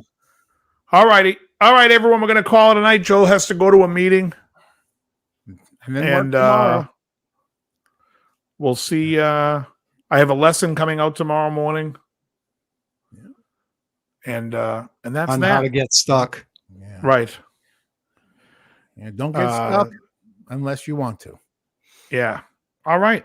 And so we're going to call it an evening. I want to say thank you to Ken for coming on and trying before his internet went out. He will be back and he'll be a lot of fun. Trust me, he'll be one that wants to get involved in those music talks too. My new vlog dropped about 15 minutes ago. All right. Excellent. Yeah. So we'll all watch that when we get out of here. And have a great night, everyone. Good night, and thank you for watching. Catch you later, all. Great show tonight. Thank you. Very good. Okay, goodbye, Ted.